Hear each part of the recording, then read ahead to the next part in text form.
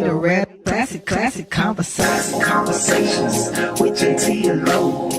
You never know which way the rhetoric is gonna go. Classic conversations with JT and Lo. Classic conversations with JT and Lo. You never know which way the rhetoric is gonna go. Classic conversations with JT and Lo. You never know which way the rhetoric. Classic conversations with JT and Lo. You never know which way the rhetoric is gonna go. Classic conversations with JT and Lo. You never know which way the rhetoric is gonna go. Classic conversations with JT and Lo. You never know which way the rhetoric is gonna go. Classic conversations with JT and Lo.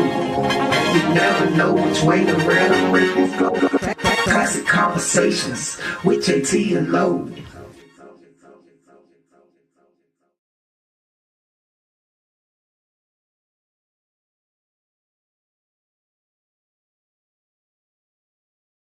Classic conversations with JT and Lo. You never know which way to rap. Classic conversations with JT and Lo.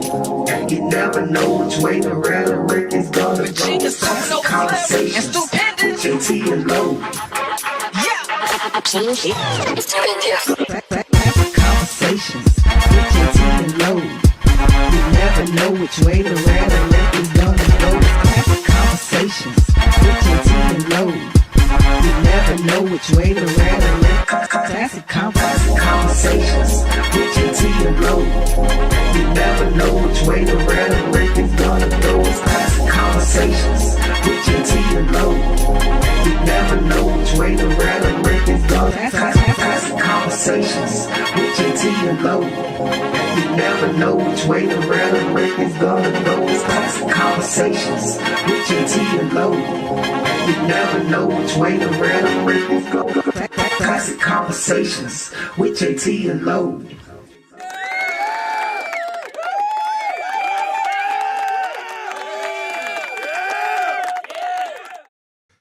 Hey, yo, what's happening, folks? What's happening, folks? As I told you today, 8:30-ish, and it is now time for Classic Conversations with JT and Lo. And Jose. We here, man. Everybody look at the same time. We here, man. We here. We here. Reach out, be a part of this thing. Inside Joe Harvey. This is going. Yeah, 404-500-1605. But as we are, getting things going, go ahead and, go and touch that button, share that thing. Angelo, tagline, sir. Tell a friend, tag a friend. Tell Yes, a friend, sir. tag a friend. Not now, but right now. Go ahead and do that. So they can get, Send me the link. So there you go. There you go. There you go. Right there. Dwayne, send Harvey that link, man, so the YouTube link, so that we can get some of these folks up here to see Coach Harvey doing his thing. You know what I'm saying? But we're gonna go ahead and get going because, like I said, we are into the ish side of 8:30. So we're gonna go ahead and get things going. I like that. As you see to my right here, man, the special guest today. Hey, Mr. HOF himself, also Mr. Harvey Glenn is in the building. How you doing, brother? I'm good, man. I'm here. This side of the dirt, baby. Hey, brother. Oh boy, you said a lot right there. This side of the dirt. Look, well, I'm chilling right now, man. I am surrounded by Hall of Fame. You feel me? It's inclusive. It's like you go to those resorts and everything is free. I'm with the Hall of Famers, man. If I go in the club right now, I'm gonna get the same body. You dig? That's what it is. All the way to my far right, that young lady that usually pops in a lot, a whole lot, to the point to where she's usually here all the time. Got that young lady, Jose Sunray, in the building. How you doing? Hey. Doing awesome. All right. And to my left, Low Down, a.k.a. Angelo, a.k.a. Mr. Sit Down at Uptown himself, the Low of Classic Conversations with JT and Lo. What up, bro? What up, though? HOF himself. Yes, sir. Next week, we're going to see either a jacket. This weekend. Sweat, Next week. Yeah. We're going to either see a jacket, a sweater, or a sweatshirt put on them. On both of these, fellas. We're going to see it. I'm going to be sitting front row. What they tell us, man. What they tell us. That's all. Make my own. proud, Ocho Cinco. There you go. proud of 25. these gentlemen, man. I have competed with them. I have competed against them. Thank you, brother. And it is well deserving of those accolades to step on in there, brother. Proud of you. Appreciate you, man. Even though you did a lot of damn holding. But They don't call it ain't holding. hey, so we're gonna get going, man. We're gonna start off with some current events. The craziness has happened recently. Recently, there was the University of South Carolina was playing against Texas A&M University. South Carolina was winning. Was really winning decisively at the time that this incident. Wide receiver ran into the end zone, hurt his hamstring, so he couldn't stop immediately. So he kind of ran up the tunnel. Another one of his players, being supportive, ran behind him to help him walk back out. There was I guess they don't call him a police officer. They call him a state trooper, public safety officer or something. State trooper. State trooper. State trooper actually turned towards them, walked into them aggressively, kind of walked right between them, bumped into him. Then after he bumped into him, he turned around, pointed his finger at him, and Chastised him. he chastised him. A lot of people are saying that he said, either get the hell out of here or get out of here, something like that. And he was sent home from the game. There was press release that came out pretty quickly. But today is Monday. This happened on Saturday. And does anybody know his name yet? Has his name been released? That's a good question. I'm not state trooper. Yeah, I'm not sure they released the name or not. I want to say they did talk about it on yesterday. What his name was. I want to say even on Shannon Sharp, I think they said his name, but I can't swear to it. Okay, and I know that they say that a lot of people was calling for a suspension, but did I read that he was relieved of his duties, or was that just the duties at the game? His duties at the game. He's Duties at the game. relieved of all game day duties. Okay, so He's that's still that, a trooper. So that's that overtime is gone in, basically. So yeah. That easy money. But let me ask y'all this. Now, this here was a white trooper, and these here were black players. Mm-hmm. Devil's advocate. Let's flip it. Black trooper, white players. What do you think is happening Oh, he's gone. to the black trooper? He's gone immediately. We all know that. You'll be agreed at Walmart. Mm-hmm. Check your bag. Let me check your bag. That's his next job. Let me check your bag. Come on now. Let's be real. Even this guy, I mean, to me, it's just the Trump effect. The fact that he wanted to do that and is going to get away with it. Now, that is one thing I will say that 45, 47 has done. He's given a lot of he's straightened the backbones of a lot of cowards out there. They're doing things that they probably wouldn't do. Emboldened. I wonder though if this hit would have happened even if 45, 47 had Yes, it never would been have. in the chair. This guy, and I know we put a lot of emphasis on what the idiot in charge does, but this guy right here, this is just an eye-opening call of what happens when the cameras are not on. Yeah. For him to respond the way he did, just imagine how many people he's on the regular pullover. regular pullover. Wow. You know what I mean? That's the first thing I thought of when I saw it. Imagine what he's doing on the street. That's what I mean. If he does that in front of 100,000 105,000 people whatever it is. with cameras all over the place. If you did that, that's who you are. Right. That's who you are. But over the last few years, recent years, before Trump was in office, when they find people on social media or what have you, caught on camera doing these things, they have been letting them go of their jobs. You don't think so? Well, this is not a fireable offense, though. Okay. That's not a fireable offense. There's not a whole lot you can do, especially places that have unions and all that stuff. There's not a whole lot you can do outside of, you could warrant a write-up. I don't know if you can even suspend them for that. Okay. You know what I mean? But as a police officer, now the only the closest thing you come to a suspension is the fact that he initiated contact with these two young guys. You know what I mean? And shame on him for doing that. You know, these are two 19-year-old college students playing football, and you initiated contact with them. Now, for that, I could see you might be able to throw a suspension in there. I doubt it, but you could. And because of all the media attention it's getting, I think they are going to come down hard on him because of that fact. You know what I mean? But It's but assault, you're not gonna get- though, right? you're not- Is it not assault? To the letter of the law. it'd be tough. Okay. It'd be a tough sale. I mean, just be honest. The letter of the You know, law, if- maybe, but if it was a regular person, maybe. But for it's just unfortunate, and I think it definitely shows who this police officer really is. I bet you, if you look into his background, he probably has all kinds of complaints in his background. You know what I mean? Because that was so deliberate. It was crazy. I watched it live, and I was like, "Whoa!" I saw it, and I had to so grab the fast. remote and be Yeah, like, happened so did I fast. Happened just fast. see what I? Yeah. I actually had to rewind it and look at it again because I like I said, it was a glitch in the TV or something. I never seen nothing like that, and Just flex that too. yeah, and the thing, okay, now these were some big kids, these football players.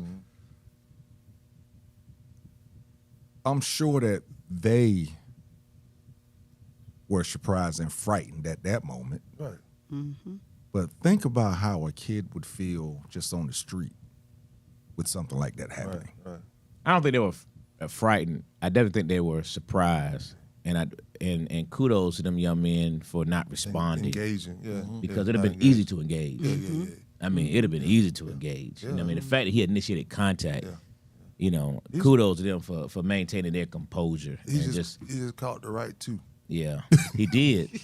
He did. He just caught the right Because too. it could have been one of them big linemen, somebody else, man, who would be like, you know what I mean? Already on edge. Already on edge. Or a linebacker who, a linebacker you all know has to have a different type of mentality. Exactly. Yeah. Yeah. You know what I mean? So it could easily have gone, Let that have been George Pickens. oh, man. Pickens would have boy, responded. They still fighting. Pickens would have They responded. still fighting. They wrestling like crazy right now. Yeah. Yeah. So Yeah. it's just luckily Ooh, that boy, was the case. Pickens. Oh man, Yeah. you Luckily said that the was right the- one. Yeah. Luckily that's that Yeah, was he the was in case. his feelings for sure. Yeah. Because they were getting whooped. And that's what it was. He was pissed off that they whooping us, and now y'all gonna run up my tunnel. I'm not gonna allow y'all not gonna run up my tunnel. You know what I mean? And that's kind of what it was. Right. If they were Texas A&M was beating them that same score, that wouldn't have happened. Right. He wouldn't respond that way. He probably would have went up there, you know what I mean? But he wouldn't did what he that. Right. Yeah. He was aggravated at Get that. back out there. Yeah. Get yeah. your whatever he said. You know what I'm saying? Whatever the case may be. Yeah. It was unfortunate. There. Okay, recent news, I don't like talking about 45-47 too much, but 45-47 says that he will sign a bill to compel the Justice Department to release files related to the Jeffrey Epstein case if Congress passes it. This was just recently that he did. I'm talking today. A couple hours ago is when I saw it pop across my screen. I had to grab it and bring it in here. Yeah, what you think? It's gonna be so much stuff redacted. That thing gonna be full of black boxes. It's gonna be full of black boxes. He even had the nerve to say that. I feel like that was before today, maybe yesterday, that he was going to suggest them to start investigating Clinton and some other people, but not him, but the other people that may be in there. And then I sent you what that he said. earlier, the shocker about he might even be Donica Lewinsky. What? Oh yeah. You didn't hear about Donica Lewinsky? So when they sent the emails have been coming out and from another source, and he supposedly gave Bill Clinton a blowjob. Who? Yeah, Epstein or Trump. 45-47? Donald Trump. Well, it's an email, and it says something about him giving Bubba a head, and Bubba Oh, that was was Bill about- Clinton's nickname. Yeah, That was us about. I didn't know what Bubble. I didn't. Well, they got a I video. lost. I They got a lost video of him patting him down from the front. from the front and Patton he a completely crock. from the front. You know what I mean? And He's always been a crotch rapper. and it didn't look like AI. That looked like, Could have been. Yeah. it could have really happened. Yeah. They move a So, little funny. Yeah, the evidence is stacking up. Okay, but as far as the other part goes, I don't know. it's in the email. Yeah, where Epstein says it. Ooh, okay. Man. Right, the plot thickens. Man, them Explain all the way back. It don't explain you what. good. What'd you say? The plot thickens up. weird behavior. I mean, he's a psychopath. We already know that. Right. Right. Well, not to belabor this subject, but the one thing that's interesting about this guy is, I don't know if y'all saw that 60-minute thing I tagged. Classic Konversations with JT and Low. You never know which way to rap. Classic Konversations with JT You'll see everything that you want to know about everything this guy's about, man, because it's a story on the pardons, and the pardon he just gave one of the richest people in the world. This guy's a billionaire, and this dude, man, is making so much money in this presidency seat. Hey, man, Yeah. the amount of money this guy's made in these first, 8 months? Are we in 8 months yet? 8 months. Just think about Hey, that, man, It's only been 8 months. This was like a $2 billion deal, man. Y'all go watch. Look, I tagged you, man. Watch the I know, first I 50 looked minutes, at 50 some minutes, of it. 60 minutes I yesterday, had to man. stop 'cause I was I at was work. like, wow. I couldn't even look at it because I was at like, work. wow, I was this is getting mad. crazy. The fact This that is no other crazy. president has been able to do that, though, right? Oh, Because he man. was selling those shoes. He was doing all this merchandise. How are you able to do this and sit in his seat when no Hey. one else has been able to do it? No, it wasn't that no one else has been able to do it. No one else just would do it. This mother, he just don't care. He don't care. The thing he that's he just does not care about it. But 3.8 billion. Okay, we ain't gonna I said mess- it was like 2 billion. I knew it was a we ain't gonna huge we ain't deal. gonna mess with that dude all night. It's crazy. yeah. It's crazy. we ain't gonna mess This with guy him made all so night. much money in this little short period of time. It's bananas. But think about how his businesses have went bankrupt so many times. don't care. And what I think, this is what I was telling people That's last the American time. way. Well, I was telling people last time, I said, they keep voting for him, and they're like, he's such a good businessman. No, he's not. He keeps filing bankruptcy. He's about to bankrupt America. It's literally, he's just using us as the piggy bank. And it's crazy to me. Here's what they come back on when they say he's not a good businessman. It's hard to say he's not a good businessman when you can think about the amount of money he's made and that people are giving him. People gave this man like $250 million to build a hotel that he bankrupt in a year. Right. I mean, Exactly. hey, Yes. but- there you go. Thank you, but Mike. if you bankrupt, Sales- if you got sales- $250 Mike. million and you Sales bankrupt that is hotel in a sales is year, business. bro, you just banked. Yeah. You just banked about $100-something million. Sales is business. It's like, Yeah. dude, But like he said, he's a good Connected. salesman. Connected. yeah, Not a sales. good business. Barron is also a billionaire at 19. Yeah, Right. Shit, He he connected. ain't selling Because no I feel used like cars. we give him too much it credit. should definitely be a conflict of interest, B. But Yeah, he nobody's saying nothing. They just letting the guy go. Yeah, just scot let him free do and what he whatever wanna he do. man. Yeah. It's crazy. Yeah. Man. It's crazy. Yeah. All right, so it seems like the new thing in the NFL right now is, the whole spitting thing, So Jamar Chase of the Cincinnati Bengals and Jalen Ramsey of the Steelers got into some trash talking, and all of a sudden you saw Jalen Ramsey swing on him. Jalen Ramsey got ejected, but of course we're talking about an NFL game here. There's at least 75 cameras around that field. Jamar Chase stood. I got to give it to him. He stood on it. Right. He stood on it. Straight They faced. asked him a couple of times. So let me make sure what you're Straight saying is that faced.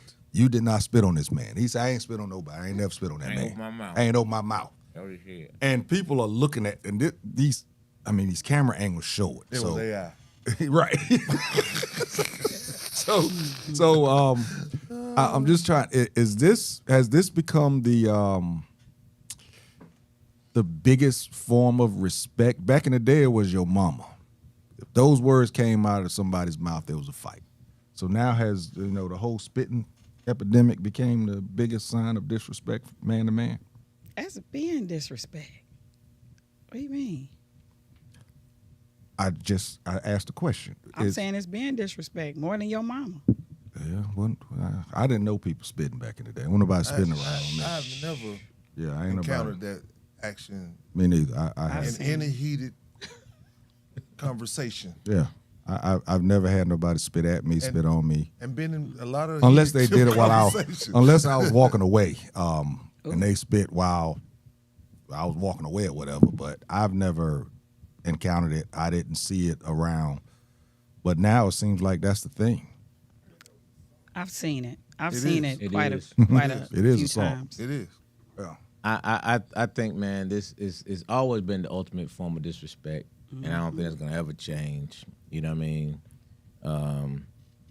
You know, y'all know I owned this club a while back, next to Comedy Club, right? Beautiful thing. Yes, beautiful thing. Beautiful thing. And I remember, man, first somebody got in with a gun. It shouldn't have happened. That's a whole other conversation.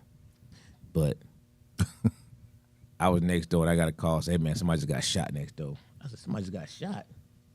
I'm right next door. And called the ambulance. There was a regular in there. I said, man, why you shoot, buddy? He said, man, dude just spit on me. I said, oh. Spit on me? Yeah, it's gotta get shot. Hey. Yeah. And when I went to Buddy, who was in the ambulance, I say, man, why you spit on this man, bro? Mm-hmm. Yeah, man, so. I said, man, whatever comes from Before being that. spit on, Facts. bro, you earned that. Whatever the outcome is, Yeah. man, you don't spit on nobody, man. Spit on somebody, man. Dude, spit on that dude. The dude shot his monkey tail. I was like, He didn't kill him. you ain't kill him. Well, you Thank gonna God he didn't kill you him. gonna forever limp. Hey, tell you what. but I bet it'll be the last spit. I'm about to say, Yes, sir. I bet you won't spit on nobody else. But it probably dry mouth. And carry a You cup. probably walk around with white lips. Hey man, it's a true story, bro. It's Yeah. a true story, man. Joker spit on that joker, man. I he did that job. I was like, oh, shoot. Hey, Yeah. you earned that one, then, bro. Get well. You earned get well. You don't spit on nobody, man. That's You all I gotta crazy. tell you, bro. Get well. I remember seeing Hilarious. somebody hark and spit on somebody. Oh, Woo. Hey, from what the camera angles that I saw, it was seemed a like he lot. harked. That was a It lot. seemed like That he That was a lot, man. I mean, he that was a lot. you know, at the beginning of the season, old boy from Georgia, when he spit at Dak, Yeah.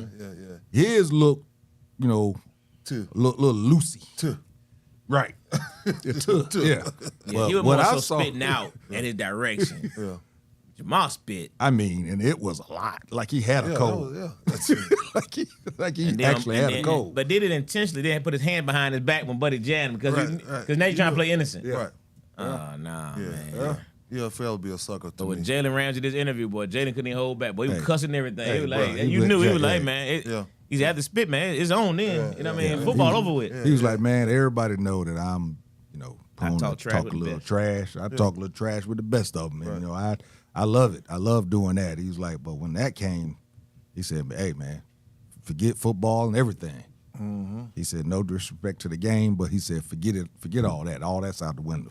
So, He said, don't be surprised Jamal get hurt next 2 games. He said, because defensive players stick together in the NFL. Well, it won't be next game because he's going to be suspended. yeah. They suspended him. Yeah, For one game or 2. One game. Now I yeah. hate to keep asking the same question, but is that assault? Isn't that considered some type of? It can be. Yeah. Okay, Spitting on that's what I somebody is thought. assault for Yeah, sure. it is. Okay, that's what I Def- thought. Definitely. But in the league, you know, nobody really brings charge on nobody. right. Their own police. Yeah. Yeah. All right, last little bit of sports. Falcons quarterback Michael Penix has knee surgery. He's likely lost for the season. He said, whoop-de-doo. We bought a clunker. God, so. Oh dang, that's cold blooded. Bought a lemon. You want- Bought a lemon. Georgia has a lemon law. We should have made us send his ass back to Washington. That's messed up. refund. Yeah. That's messed Get up. our pick back. That's At least a messed partial pick, you know.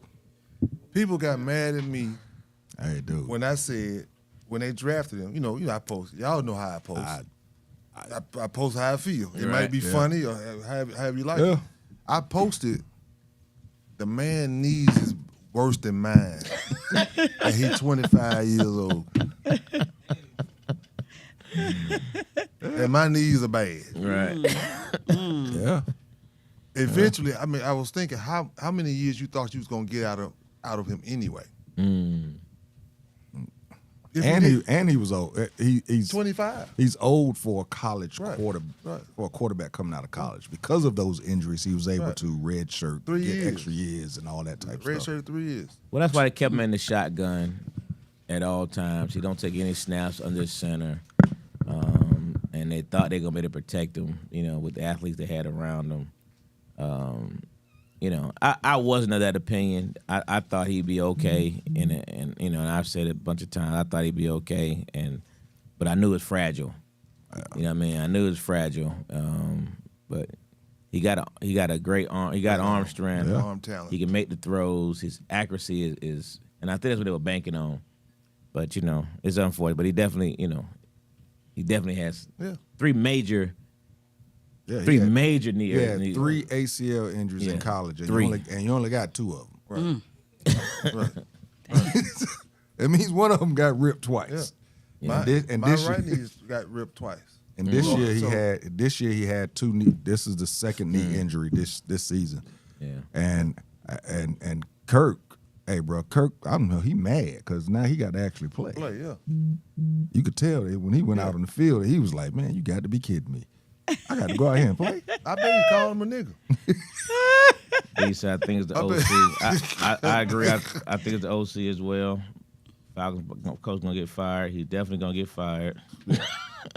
Arthur Blank just won't do it during the season, but He's gonna he get is fired just simply because of all the games they've blown. Yeah. They've either could have won half the games they lost. They've blown That's absolutely. too many games. I think that's the problem for him. Y'all hired a clunker for a coach too. I mean, I was glad the brother got the job. I but always happy when I see a brother get opportunity, man. I was but- glad he got the job. I wasn't. But You my wasn't? thing was DEI. my thing. Dang. My thing was that he's been here before. Y'all and he low down lost- for real and on he here. lost then. I could see him getting hired someplace else, but how do you hire somebody that you've already had that lost the last time he was here? That was that always. It might be, yeah, you might heard be what I right. said? Yeah, it might be DEI. Oh, it's a black city. We got a black general manager. Then we get a black head coach. Got us a black quarterback. Yeah. Yeah. I mean, are they wrong for trying to hire black? Used cars. Recycled goods. They took a gamble. I hate it because because the chances are so far and in between. You really want to see them do well. Yeah, And absolutely. I really just hate it. You know what I mean? But sometimes you gotta make sure you're surrounded by the right people as well. When you get an opportunity, you gotta make sure you are staffing up people around you that can help. Because some of the decision makers they made is just so bad, and you just gotta wonder who's assisting you with those timeouts, nobody not calling come on, timeouts. somebody's supposed to be in your ear. Somebody's supposed to be right there with you Yeah. for those timeout situations. Yeah. You know what I mean? Somebody's supposed to be right there for all those little situations. He's And supposed like to I have said, somebody. that's the reason he's gonna get fired because they ain't got nothing to do with the players. Right. Right. Man, when he That's- freeze the kicker with 2 timeouts. I mean, I know it don't Yeah, always D-Man was work. going off about that, boy. It was like two timeouts. We ain't freeze the kicker. Yeah, Just try it. I mean, Yeah. what you got him? What you got to lose? Yeah, you Right. gonna take him back to Northside Drive? Yeah, with yeah, you? yeah. You don't get to turn them in. Yeah. What you gonna do with him? Shit. You can't do nothing with him, You man. quick Frank with it. said he's a coordinator. That's where he feels, where he excels. Unlike he get another chance. Yeah, I doubt he gonna get another chance as well. Not as a head coach. Yeah, not the head coach. I say bring my man back. Probably say he ain't no brother. What's God man? dog. Damn. The Ravens offensive coordinator. What's his name? Todd Monken. Bring Todd Monken on. I agree. He's very creative. You know what I mean? He keeps you off balance. Yeah, I agree. Back the truck up. I agree. I agree. Speaking of clunkers, Angelo, Steelers, what y'all gonna do with the one wrist pony now? I ain't call him a pony. I guess. Well, it's good thing donkey. you don't throw it the left hand. You can put hard caps on that left hand and keep playing. It ain't gonna it don't affect your right, but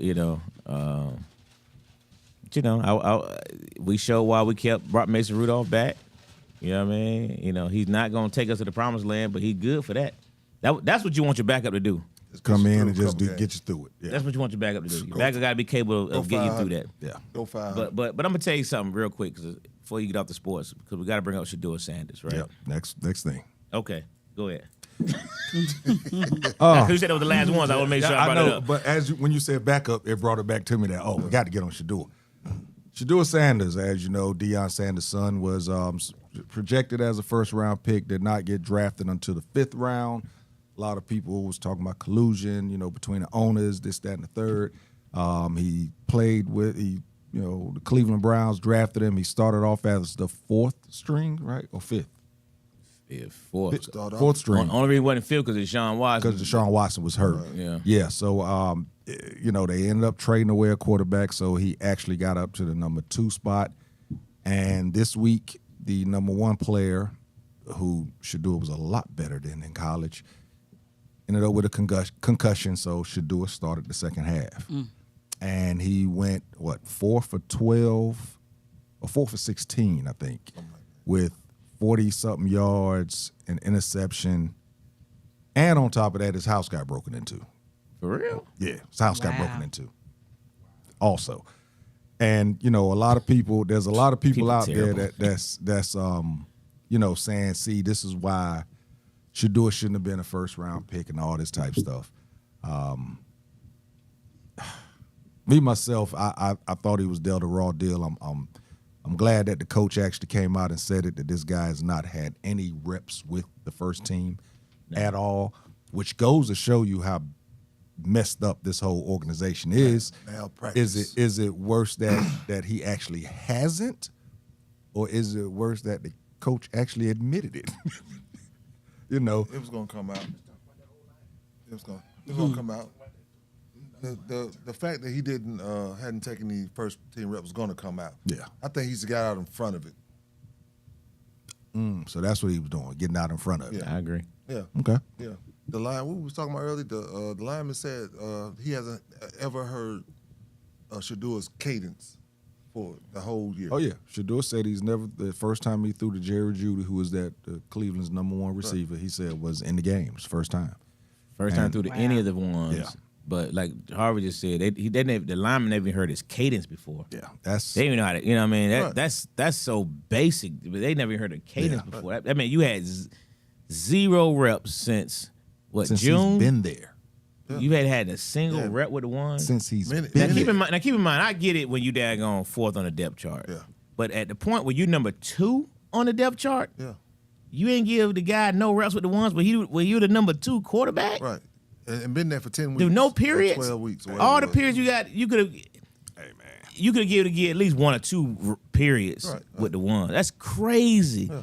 And I said it earlier to come back to it because I listened to Mason Rudolph's press conference last night, and Mason Rudolph, who's the backup, said how every week he still gives his favorite plays to the offensive coordinator every week as the backup.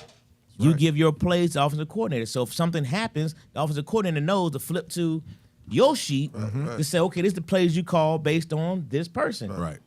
And that's how most teams do it. Absolutely. But again, shows you why Cleveland is such a garbage organization. They're gonna be there where quarterbacks go to die, and I hope Shador gets out of there. Me too. I hope he gets out of there because this organization is garbage. I The would organization is garbage. I would rather I that they got just a perfect release place him. for him. Over there, right over there, right over there. Yeah. I actually hope Cleveland releases him so that he can, sign on somewhere as a free agent that's going to benefit him instead of them trading him to some Right. other messed up situation. Right. You know what I'm saying? Be buried somewhere. Oh, yeah, but I read it today that his house got broken into while he was out there dealing with terrible. that stuff. Fighting for his life out there. Literally. Wow. Then get home and all this stuff is in shambles. That's crazy. I think we talked about that one week. When I was It's a talking about ring. how they go, how they It's a how it was ring. like Oh yeah, they see they- where you at. yeah, and it ain't Oh, he just got one a game, and then they go to the people's house city. And it ain't just one city. and break they, in they, and rob They them. all over the place. oh yeah, all over the place. They got Kelsey. Yeah, it could be black They got- folk, I white mean, folk, more than don't him, matter. Yeah. Yeah, they them folks. They, I mean, like you said, they know where you at. Yeah, you're supposed to have someone at your house Yeah. if you're rich. And them cane corsos. Yeah. The dogs and That part. and security. Yeah. part, Yeah, yeah. you almost have to. Not one, but a couple of You them. saw what happened. Tyrese dogs. You saw what happened when they. You know what? Don't do that. Don't do that, love. You saw what they did. What happened? Don't They tried do to 'em break like in the that. Boosie house. Ain't it? What happened? When they tried to break in the Boosie house, y'all didn't see that? The No. video, the ring camera footage. Oh, yeah, them dog got loose.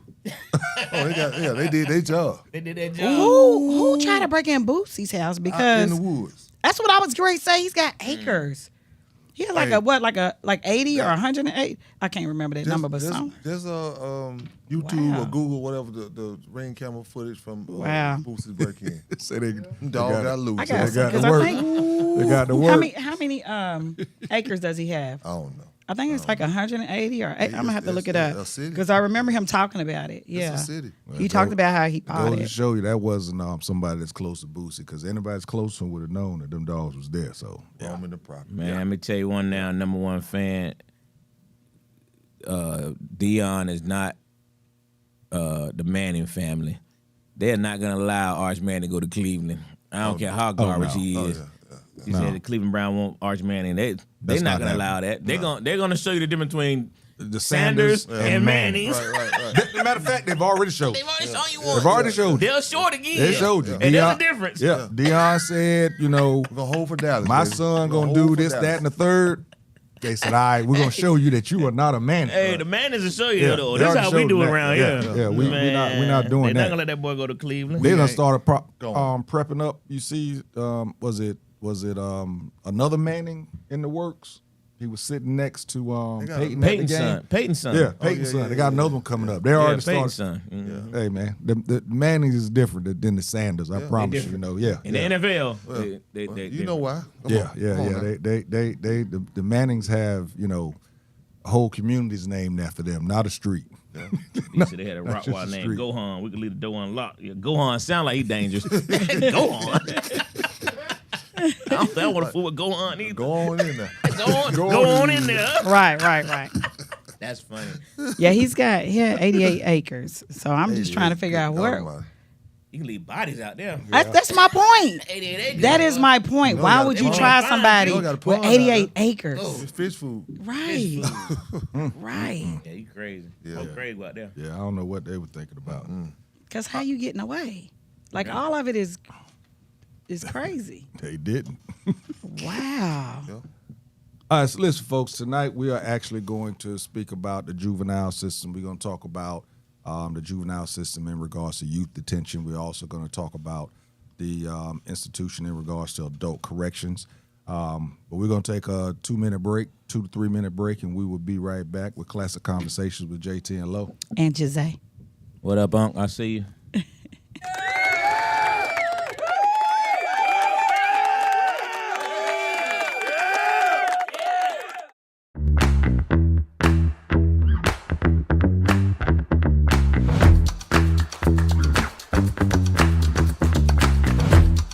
New phone. Listen, man, I've had iPhone 11 for a long time since iPhone 11 came out. What? Yeah, iPhone 11, and I wore it with pride, because I was like, I'm not getting a new phone every time one of these things come out. That's fair. You know, the whole family got better phones than me, and it's okay. So I'm at Sam's, right, and I'm unloading my cart, and my mom calls me.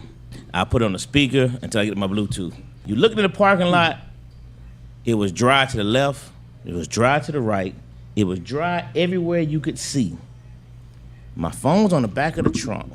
It fell down in the only freaking puddle in the entire area. And that phone went face first. That joke ain't been back on since, man. It went zoop. So Lo, I'm gonna just go and tell you something. That iPhone 11 decided it wanted to die. It jumped. It jumped ship.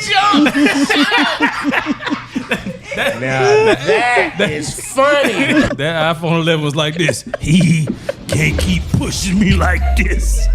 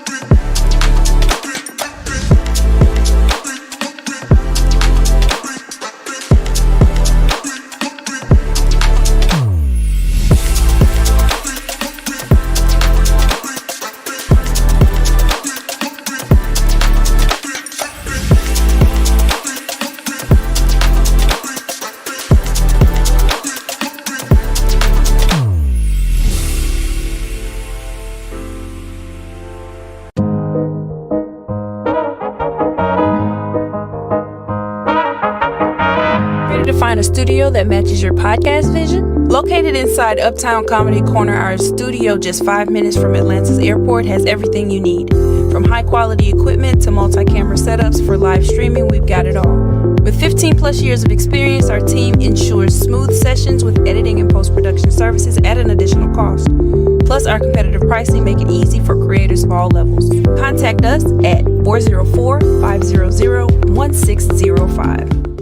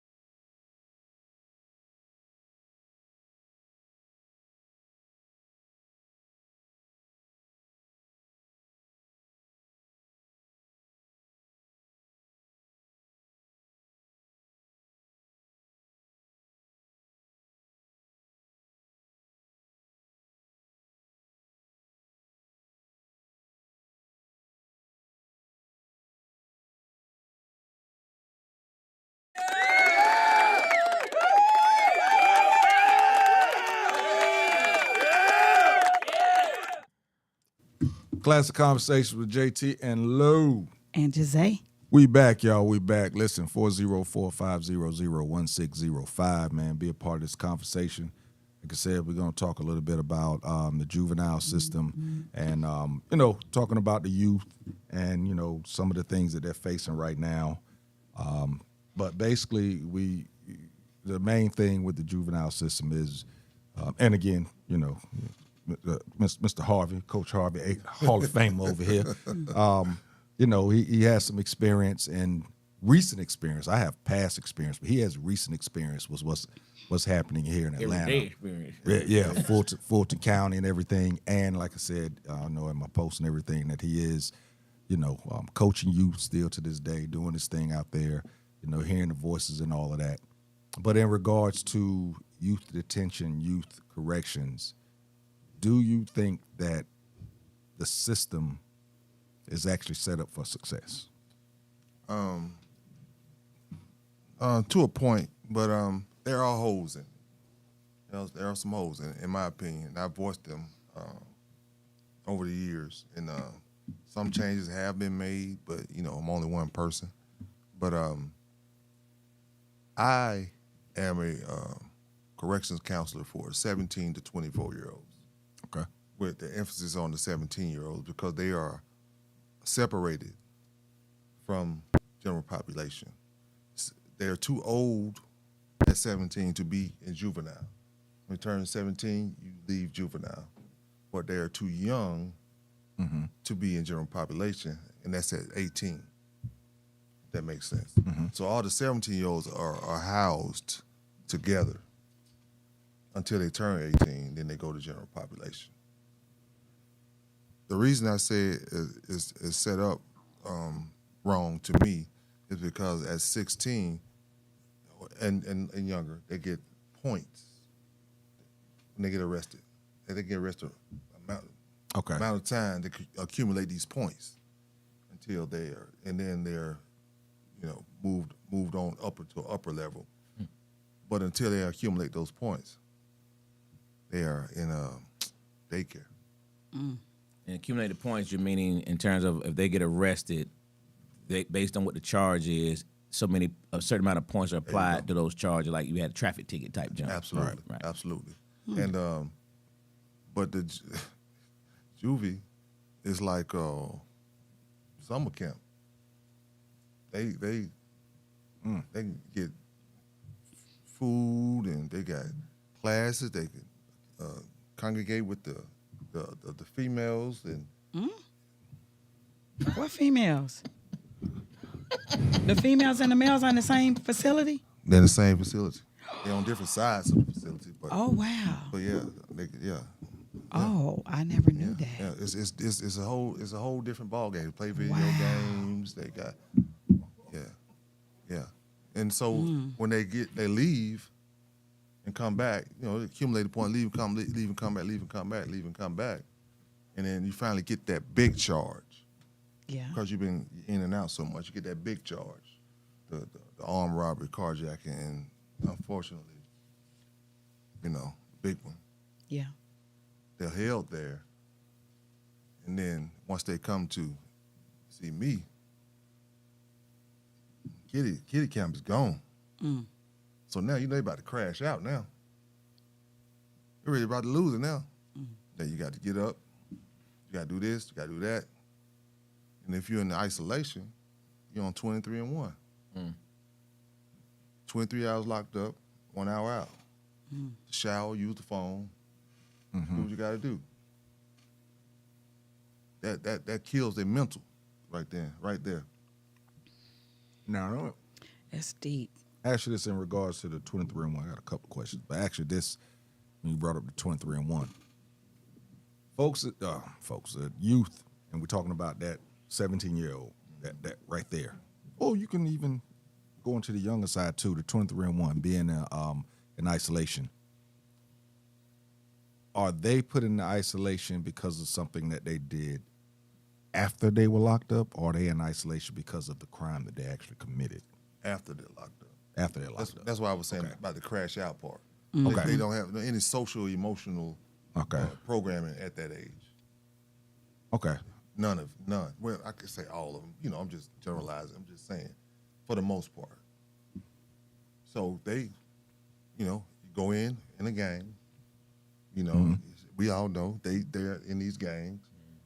When they get in there, they in these gangs. So you get a green kid come in there for whatever. They're gonna jump him. They're gonna extort him. Raise holy hell. So when they actually do get caught, now they're separated and put by themselves. Now it's big boy jail now. And sometimes if their offense is so large, they're held there. They may be there until they turn 18 because you never know when their birthday is. They come in at certain times of year. Their birthday, might be coming up. So now they turn 18. Now you're in there with the grown men at 18. One mistake can cost you Yeah. that right there. Oh, just one. A lot of times it'd be that first offense. It'll be a major first offense. It'd be a major first offense. I was going to ask you that too, in regards to some that come in on a lighter offense. And, in your time there, have you seen somebody come in on a lighter offense, but then because of defending themselves or hanging out with somebody for protection or hanging out with the wrong crowd, end up with different charges while they're in there to end up making them into a serious An inside charge, what they call it. okay, and end up now instead of you going in for you were 14 and you supposed to be there till you 16. Now you done got in and done this and done that, drugs, assaults, whatever. Does those charges follow them when they come out?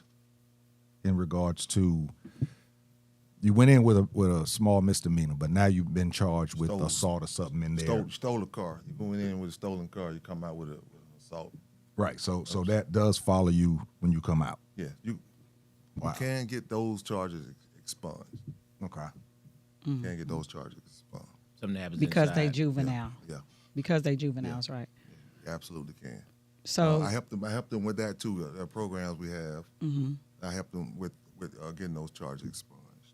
Also, my main focus is finding programs for these guys before they get out. So when they do get out, they have somewhere to go right. instead of coming right back to their neighborhoods. Yeah, because they say approximately 71% of youth incarcerated in juvenile facilities are rearrested within 3 years of their release. So, and you're looking for the programs to help alleviate that part. Because I've seen it too, and this was years ago when I worked in corrections. I worked at a youth facility, and these cats would get off the bus and scream at me, "Yo, Mr. T, what up?" And I'm looking down there like, "You back? Right. Just left 3 weeks ago." Right. You know, that type of stuff. I've seen it where they, I see it too. and do you think that that's because of the programs that are not available, or do you think it's more because of the programs that's not available inside, or is it because of the programs that's not available outside after they get out? A little bit of both.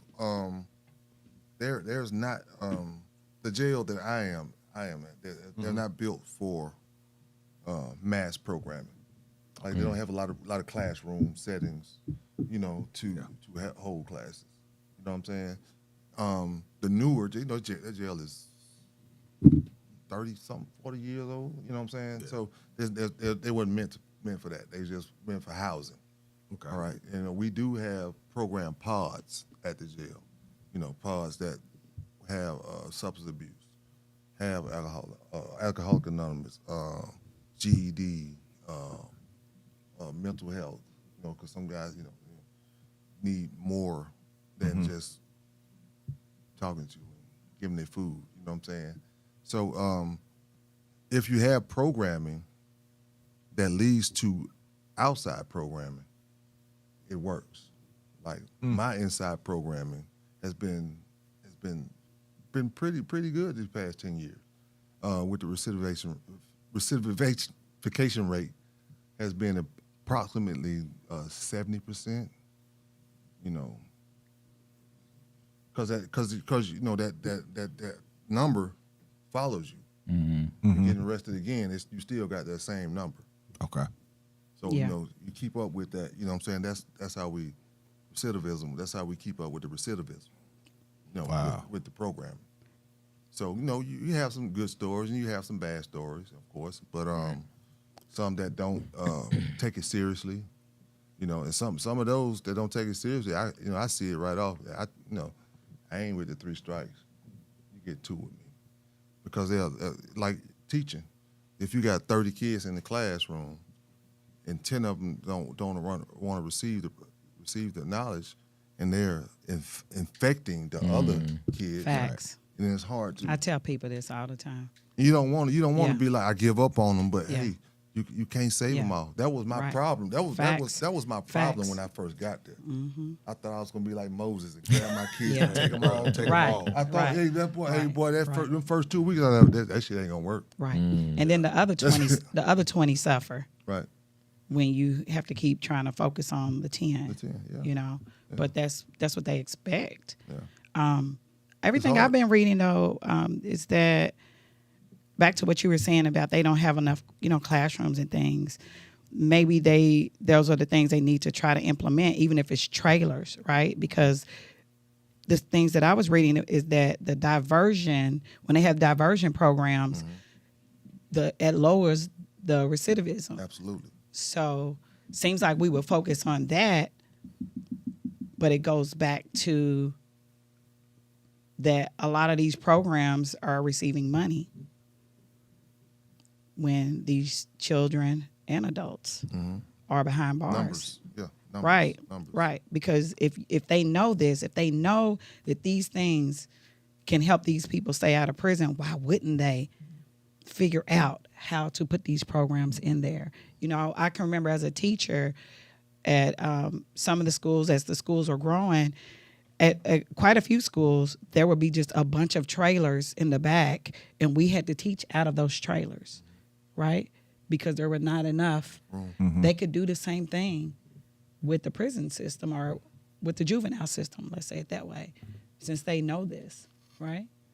And now, let's make sure that everybody know you're not with the state. No. County. Yeah, he's with county, so it's a little. Yeah, what you're saying is correct, but I know it's a little different with that than it is, say, with state funds and being able to just build out. You know, my experience was in North Carolina, and they built out. Right. You know, as they kept coming, money will pop up, and we got a new prison that's going to be down the street. You know, the youth camps, like you said, they age out, but I kept seeing it. I'm like, when I started, man, I wanted to come in and be like I said, I'm going in. I'm about to help some young people. Change the world. I'm going to help some young people. Man, I had a lieutenant pull me to the side. He said, Mr. Thompson, come here, sir. I'll let you. He said, man, you can't save all these brothers. He said, you can't do it. He said, I don't care how hard you do it, how hard you try. He said, I love where your heart is at. He said, but you can't be a good officer and be able to protect certain ones if you're trying to save all of them. Wow.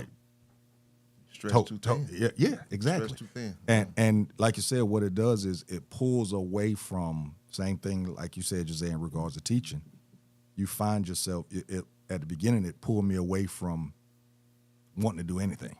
I was like, well, shit, I can't, forget it. It's too much to be trying to figure out who's this, and now I got to be good for a minute, not good for a minute, But it does take away from. It can take away from your motivation to help, and so you end up missing out on some that you probably could have helped, because it will take away from your motivation. Once either somebody tells you that, and you recognize it, or you recognize it on your own that, your efforts are going by the wayside.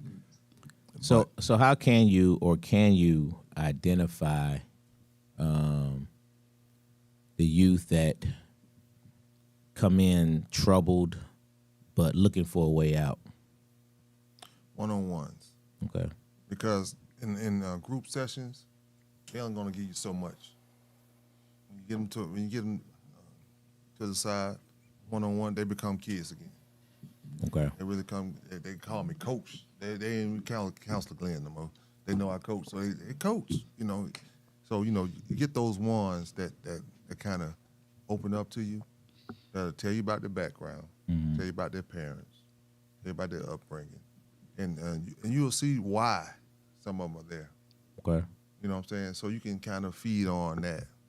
You know what I'm saying? Then you get the ones that are closed off, the body language, head down. A lot of them they never talk to a man like that. One of them asked me, "Why do you care?" Mm-hmm. Right. Broke me down a little bit. Yeah. Why do you care?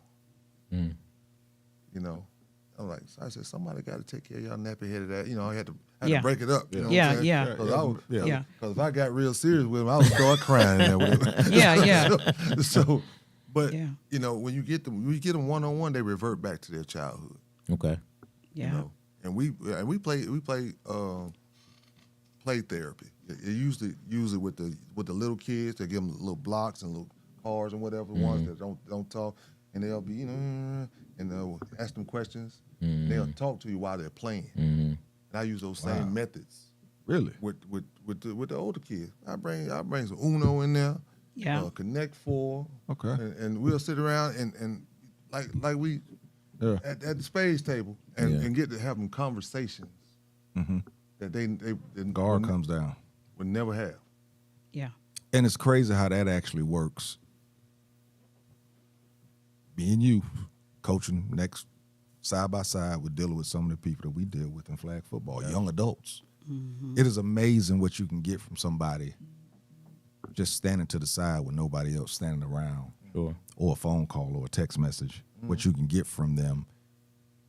I mean, I won't say his name, but there's a player that was on our team that me and him had some conversations, and I was like, wow. But then we played against him, and I'm looking at him lashing out and doing all of this, and I'm like, man, the conversation we had, this is not you at all. Right. So that is amazing that you said that, because it actually works with adults too. Absolutely. It works with adults too. Wow. Yeah. That crowd. Not saying people are weak and followers, but when you get around a different crowd, you take on that energy. You have to. They have to. And I shouldn't say they have to, but I know a few people that have been incarcerated, and they as young adults, and when you get in there, you literally cannot show any fear. Right. Number one, right?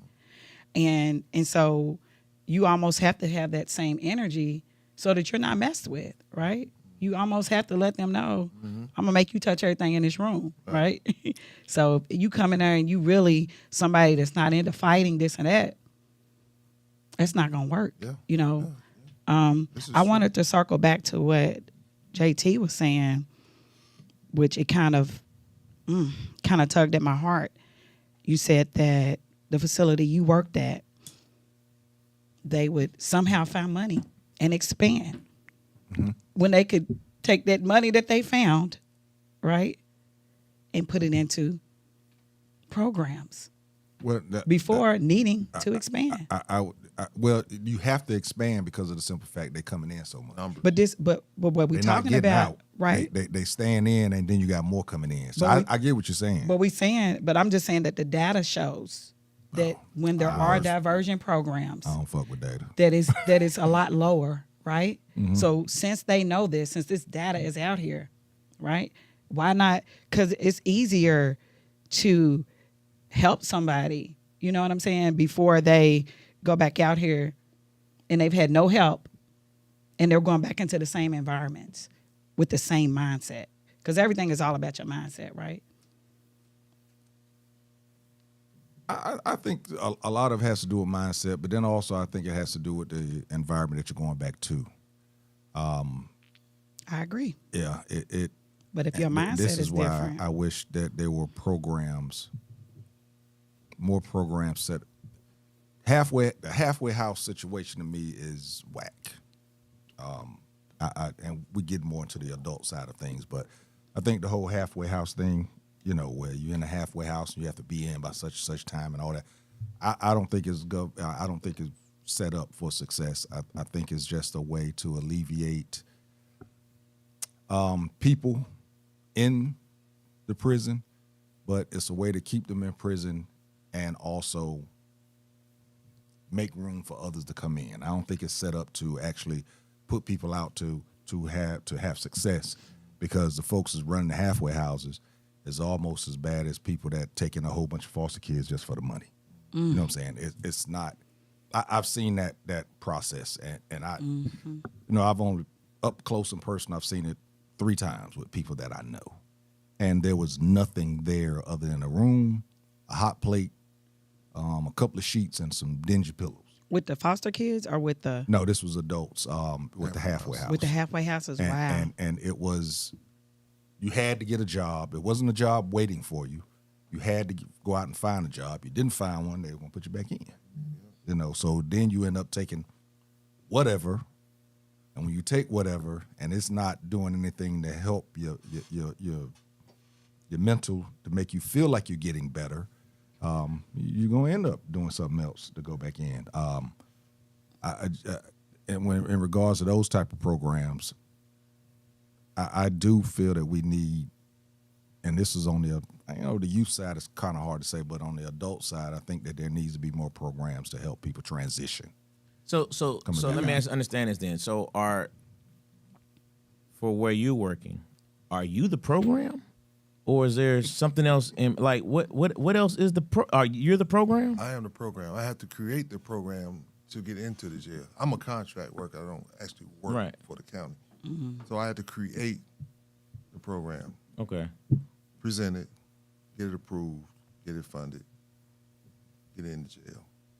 So and then do it too. then do it and run it too. So I outsource to the county different program. I won't name them. I'm not gonna give them plugs right here, but but programs that take the inmates, take the you got drug reentry, second chance employers, Okay. homeless guys. You got it's a myriad of things Okay. that they need even at this young age. A lot of them are older, but a lot of them can't go back to where they where they came from. Once they tell me that, I make sure that they in line to get housing. You know what I'm saying? On their own.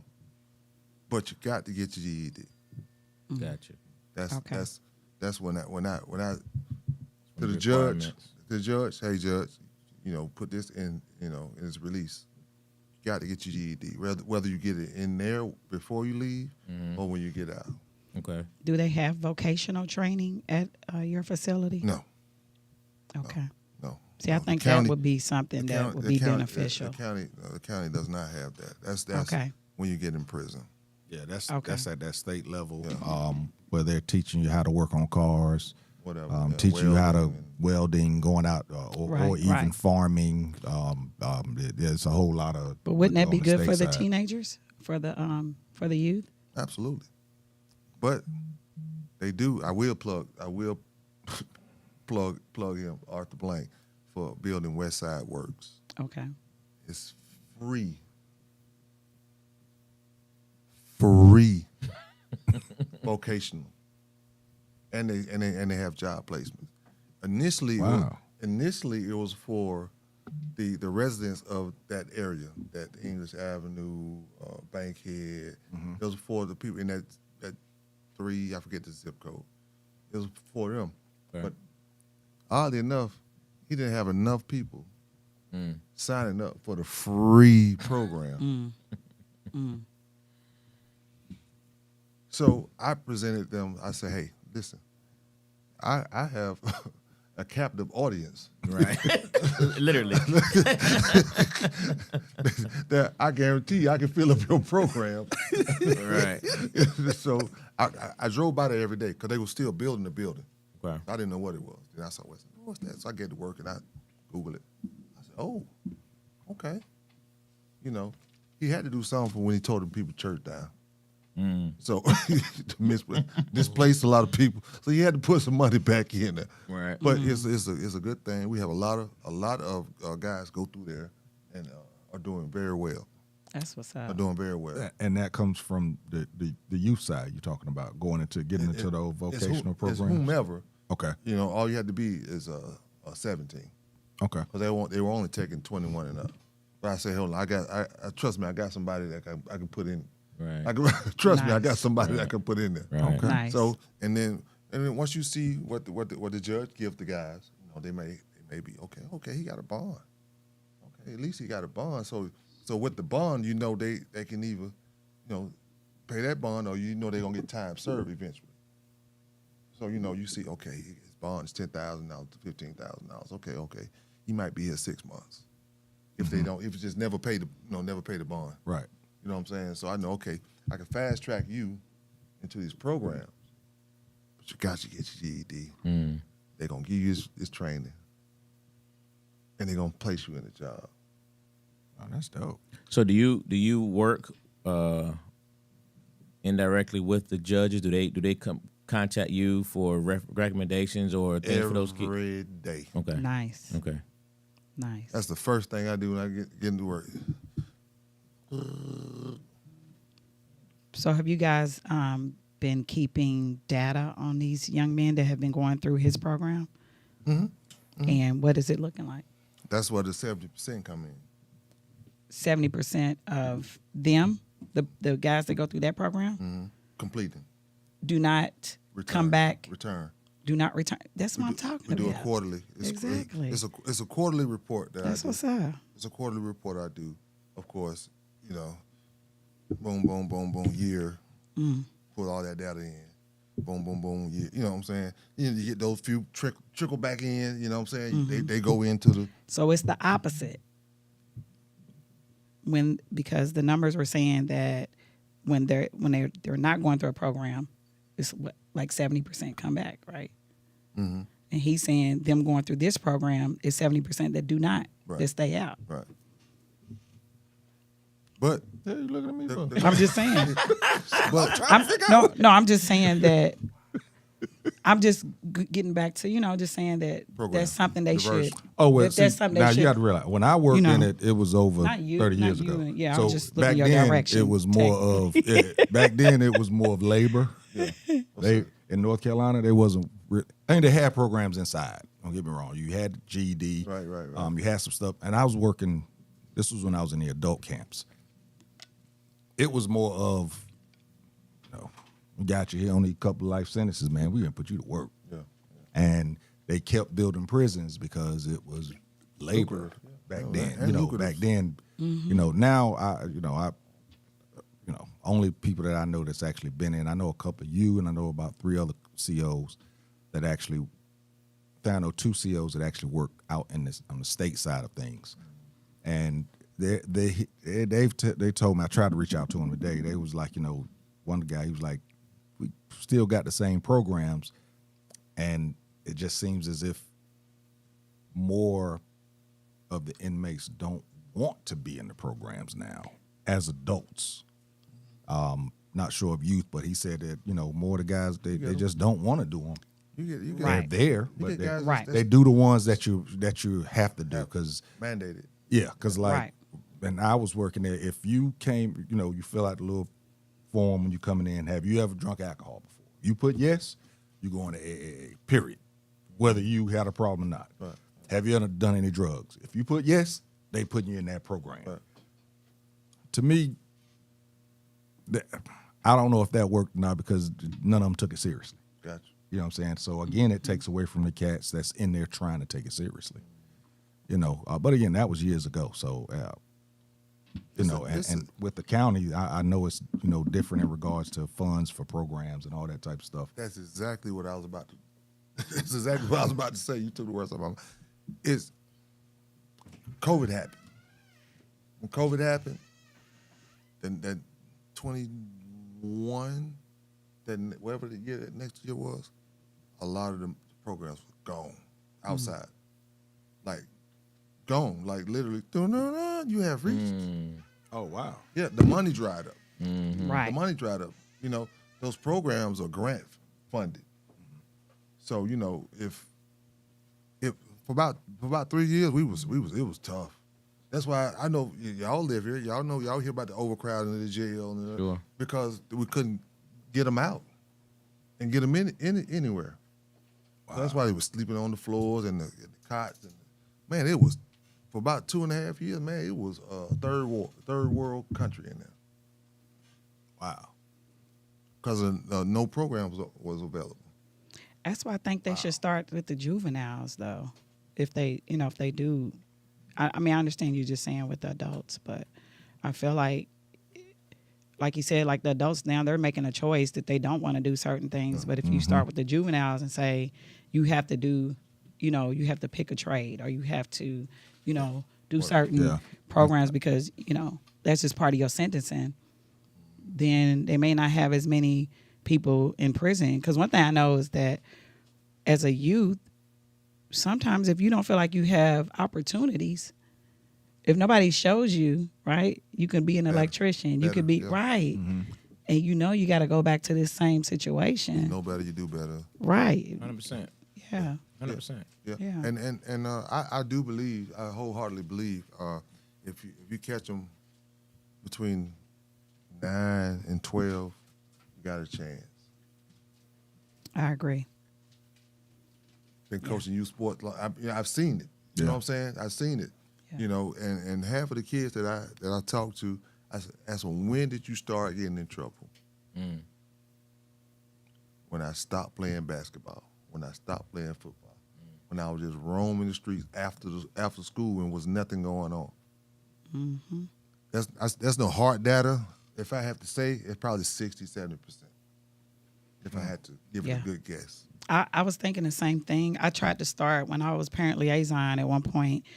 I would bring the parents in, and I started trying to get the fathers together to do like a mentoring group, because I felt like at around that age, 9, I saw how their personalities start to change, and they're looking at each other to see who a man is, right? But they're not old enough to even, you know what I mean?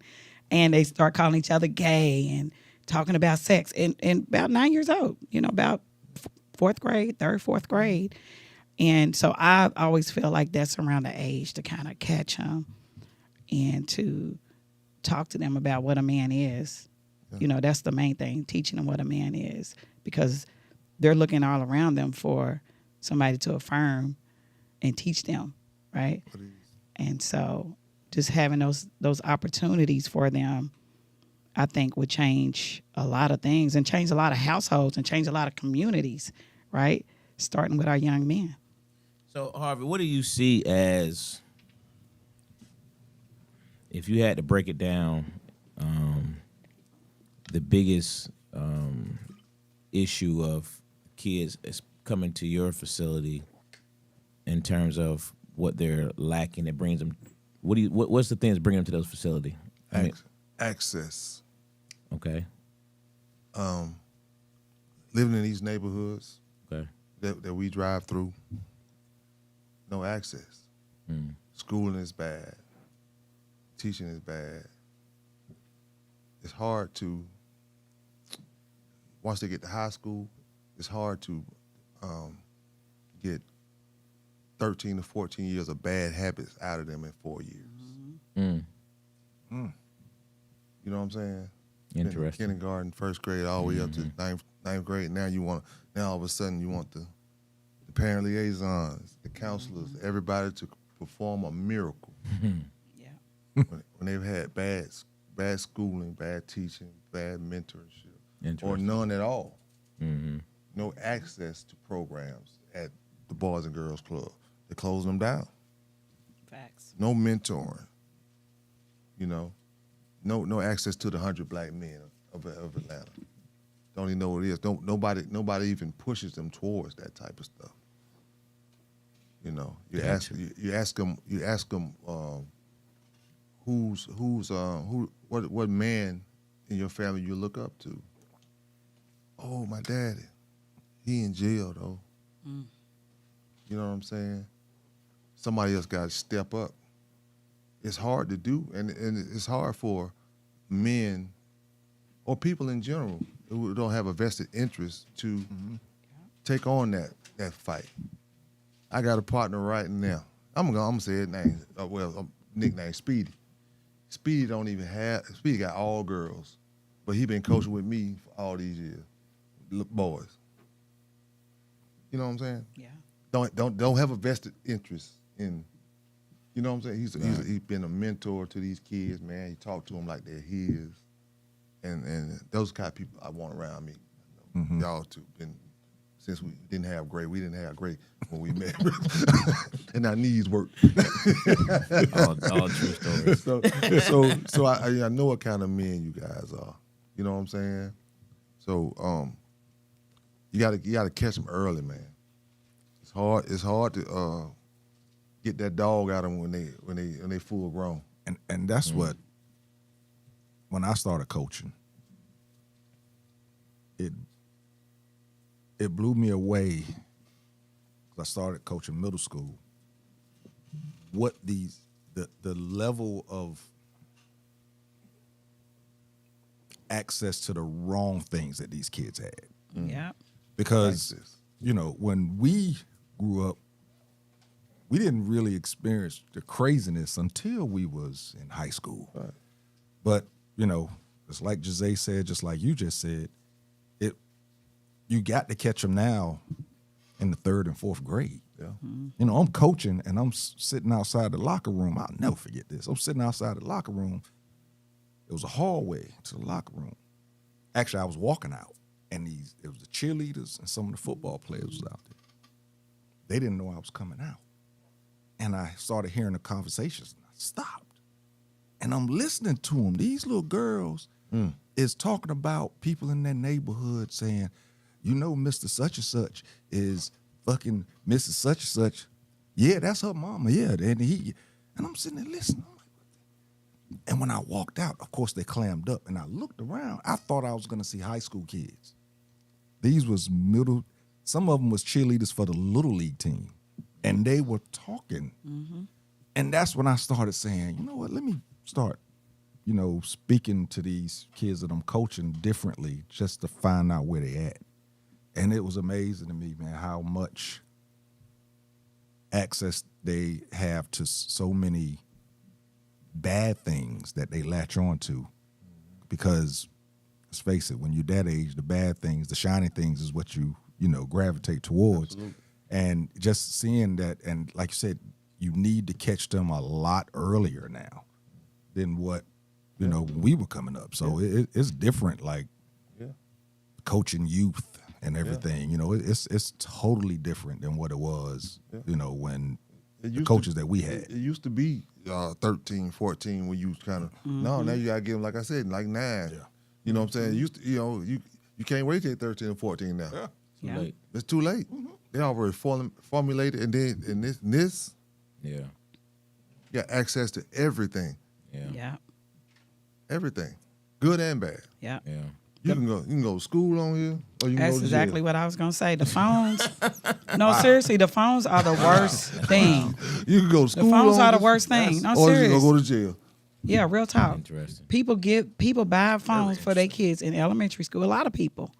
I think it's crazy. Yeah. Because your kid is looking at porn. Yeah. They're looking at, and a lot of people don't believe this, but porn changes your brain Absolutely. off top. So if you that young and you looking at it, you might have a problem as you get older with your behavior and your thought patterns. So is there a do y'all, when you do intake, is there a question where y'all bring up or find out how many of them come from single family homes, no father in the home? Is that something That's part of my interviewing process. okay? That's part of my one-on-ones when they first get there. Okay. That's why I get there early in the morning. I do my emails. I go straight in. Okay, you got locked up over the weekend. Let me talk to you. Come on over here. Take them out the pod. You know, out that environment. You know, sit them in the classroom. Sit across from me. We talk. No officer. You know, and talk and you know, I make my notes and stuff because you have to talk to certain ones differently because some things were key. Some things, you know, Trigger. yeah. Bah. Some things I don't discuss with certain individuals in there. You know what I'm saying? They might have been abused. You know, I had one kid say his mother gave him, he was 13 years old. Father not in the house, his mother gave him a beer with dinner every night, said he's a man of the house. He's a full-blown alcoholic at 17 years old. I've hated that saying, trying to tell, you know, if the father's not in the house, trying to tell a young boy that he's the man of the house. It puts way, I think we're recognizing that more now, that it does mentally put a different pressure on a child. Not ready. Not ready to have that. You know, and then when they go do something, thinking that they're doing something for the household, and you mad at him because he went and He don't know anything else. he went sold drugs, or he went robbed this because of the simple fact that his little sister couldn't eat. So he said, you know, I'm the man of the house. Got to do something. Yeah. The kid's mother passed, drug overdose, but now he's a full-blown alcoholic at 17 with no skills. Hadn't been to school in 3 years.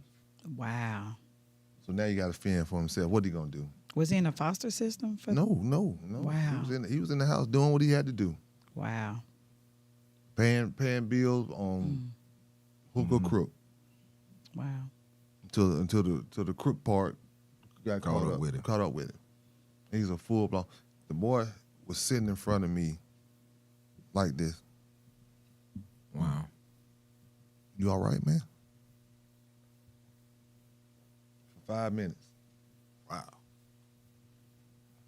I said, you need to go somewhere. No, sir. I say, I'm gonna let you.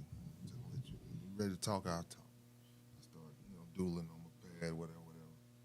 Until he finally told me. He said, I need a drink. I said, when the last time you had a drink? He said, right before I got locked up. And this was 2 days. He's already fiending. Wow. If you look at him 17, he looked way older. I'm sure. Way older. Greg sure. older. Yeah. If I had to give you, Yeah. how old Greg Oden looked. Yeah. That's how he was. He was a big kid too, probably 6'5". Wow. You know what I'm saying? 200, 220. That's crazy when you look at them kids. You just think of what they when you see somebody that size, Yeah. and you think of what they could have done. Of course, you hate to say that sports, but again, when you look at people that way, he said it. He said, I said, I believe you. I'm looking at you. We've been seeing athletes all our lives, so I'm looking at you. Alcohol. He's doing good now.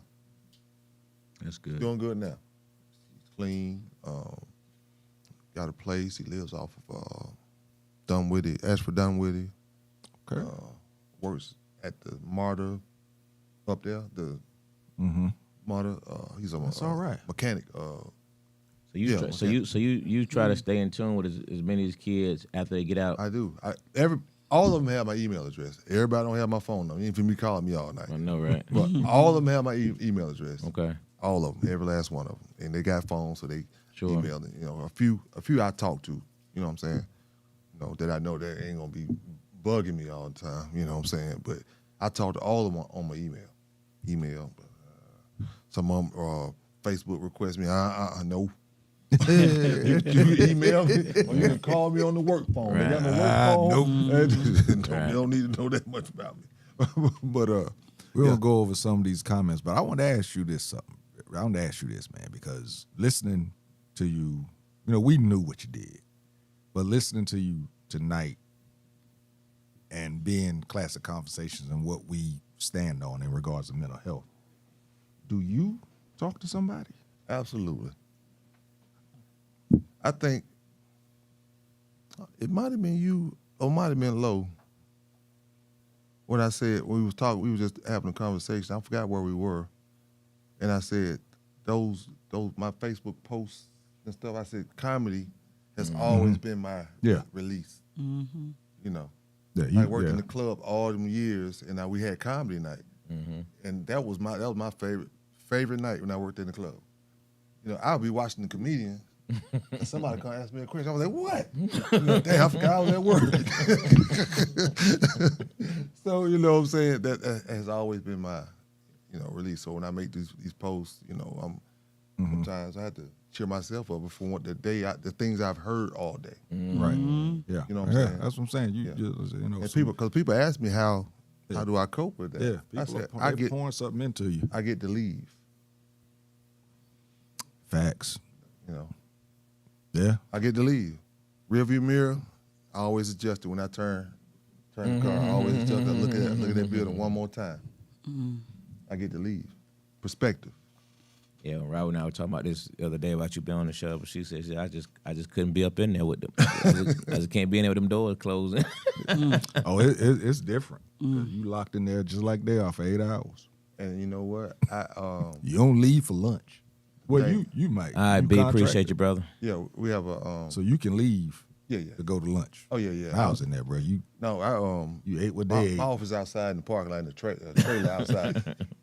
I refuse to have an office inside there. I gotta leave out that place, man. I gotta leave out that place, man. Yeah.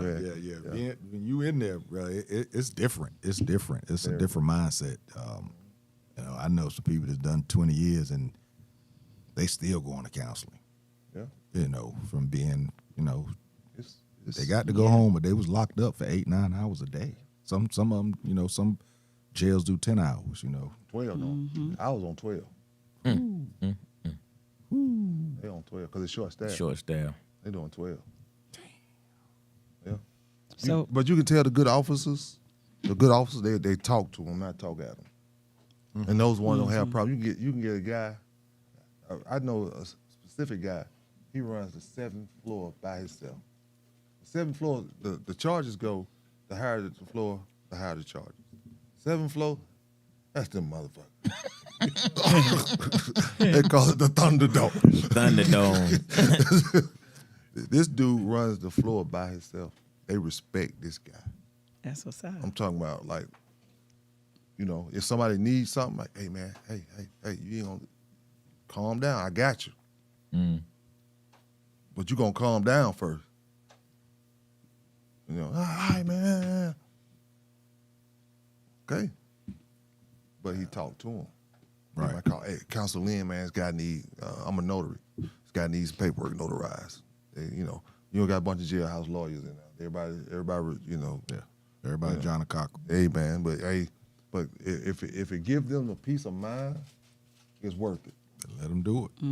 It's worth it. Yeah. And some of those guys are good. Some of them are really good.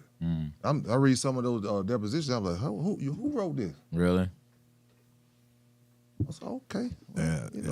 Some of those guys are good. So it's a lot of hidden talent.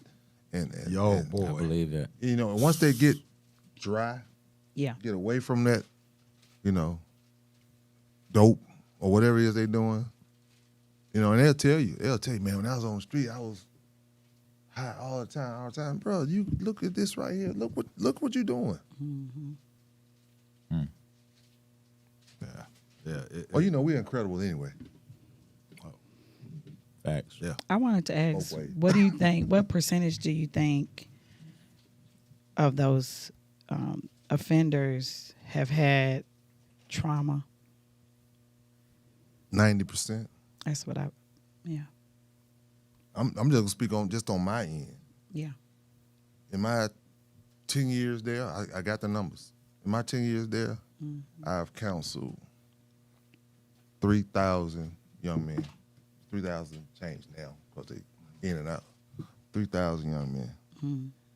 And out of those 3,000, I think it's 3,300 and something. Out of that, it's like 3,000 or a little over 3,000 have indicated that they had some type of trauma. Yeah. Seen somebody killed. You know what I'm saying? Done had to shoot somebody in self-defense. Done had, it's been abused. Right. Yeah, it's been something. It's been something that threw them off Yeah. at that age. Yeah. Because a lot of times that's how trauma comes out, right? Mm-hmm. You being rebellious or Right. you You know, store it. spazzing out, crashing out, doing things to, try to. Right. It may happen at 9 or 10 years old. Right. You stored it in your cerebral, Yes. but eventually it's gonna come out Yeah. if you hadn't dealt with it. Yeah. Eventually it's gonna come out. We don't know how or when, Yeah. but it's gonna come out. Yeah. We do it. Yeah, I agree. We do it. I agree. Yeah. With whatever Yeah. trauma you've had. Yeah. It might be you saw your dog get hit at 7, 8. You know what I'm saying? It's stored. You may be 40, 50 years old and that you had that dream from when you was 5.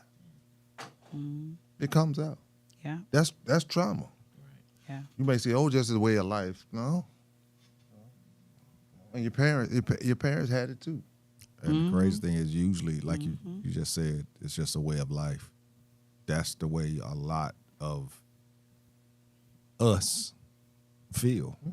That it's just a way of life. It's supposed to happen. That's what's supposed to happen to us. It happened to my uncle. It happened to my cousin. It happened to my boy down the street. So why wouldn't it happen to me? Right.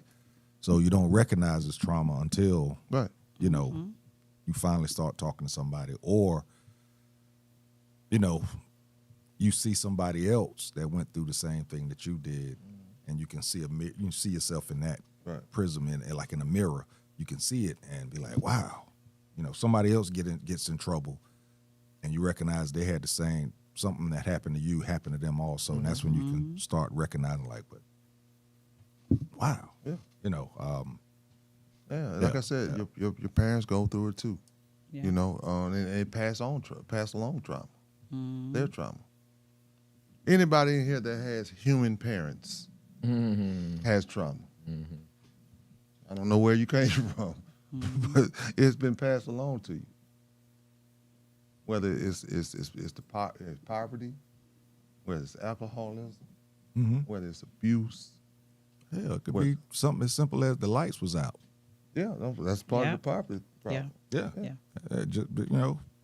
We just deal with it. I had to take a shower because it was in cold water because we didn't have no hot water. Right. Oh, it ain't no big deal. Ron and them didn't have no hot water last week neither. So this is what it's just my turn. Yeah. And you take it and you keep rolling with it, thinking that that's where it's supposed to be, not recognizing that, it does affect you in a certain way. Absolutely. Let's go over some of these comments. There's some good comments in here. We talked about ones from the earlier part of the conversation. Let's see here. What up, Todd Vic? Frank said, what happened to the cop? Is he missing on Boosie's property? Frank's stupid.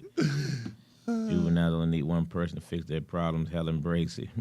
Oh, man, come on. That's my grandma. I saw it on Let's see. what Miss Robbie Robin- said, what Miss yes, Robin it said. does follow. She was talking about the charges. It does follow. Jails are not built for reform, which is part of the question. Arlena said, I volunteered at juvenile detention home in Newport News, Virginia for 25 years. One day the residents told us that the best way to help them is to get them out of their home environment. She said that broke our hearts because this is a reason for them being repeat offenders. It's having to go back to their environment. Well, that's it. Yeah. Wow, that's sad. Orlando, no help in the home, and Robbie and the ones that need help cannot be with them, with the rebellious. That's true, JT. They need follow care and a place to go after leaving the facility. We always wish that but we were not able to find out what happened when they left. Mom said, you're doing a wonderful job, Harvey. Thank you, Mom. Robbie said, the youth are like adults. They don't want to do anything. I said, the fortunate youth are not in church. Said one of the things that they're lacking is resources, what you said earlier, because they're latchkey kids. Yeah. He's a contractor, big difference. You are locked up with them, and it's locked inside of you as you go home. Vicarious trauma is real. Once you learn, it's not your fight. It's going to make too much noise. You can't turn it on. Is that what it is? Yeah. Okay. You want to turn that fan on. That's I a thought it was purifier. the- It's not I thought that it's was a the- purifier. Wow. Yeah, Robbie, in your words in regards to locked up with them and it's locked up inside you as you go home, this is what I say about everybody is not meant for it, even though, and we're going to touch on this a little bit, but even everybody's not meant for it, even though people take these jobs because of the economy and how it's been and all that type of stuff. Everybody can't compartmentalize. Right. Everybody can't go in there, do that job, and leave it. Now, don't get me wrong. You do take some with you, no matter what. But being able to compartmentalize, you're able to go home and be with your family and not reflect too much on what you saw or what you, because being in corrections is basically a cop without a gun in a confined space, because you see murders, you see knifings, you see rapes or you see the results of rapes.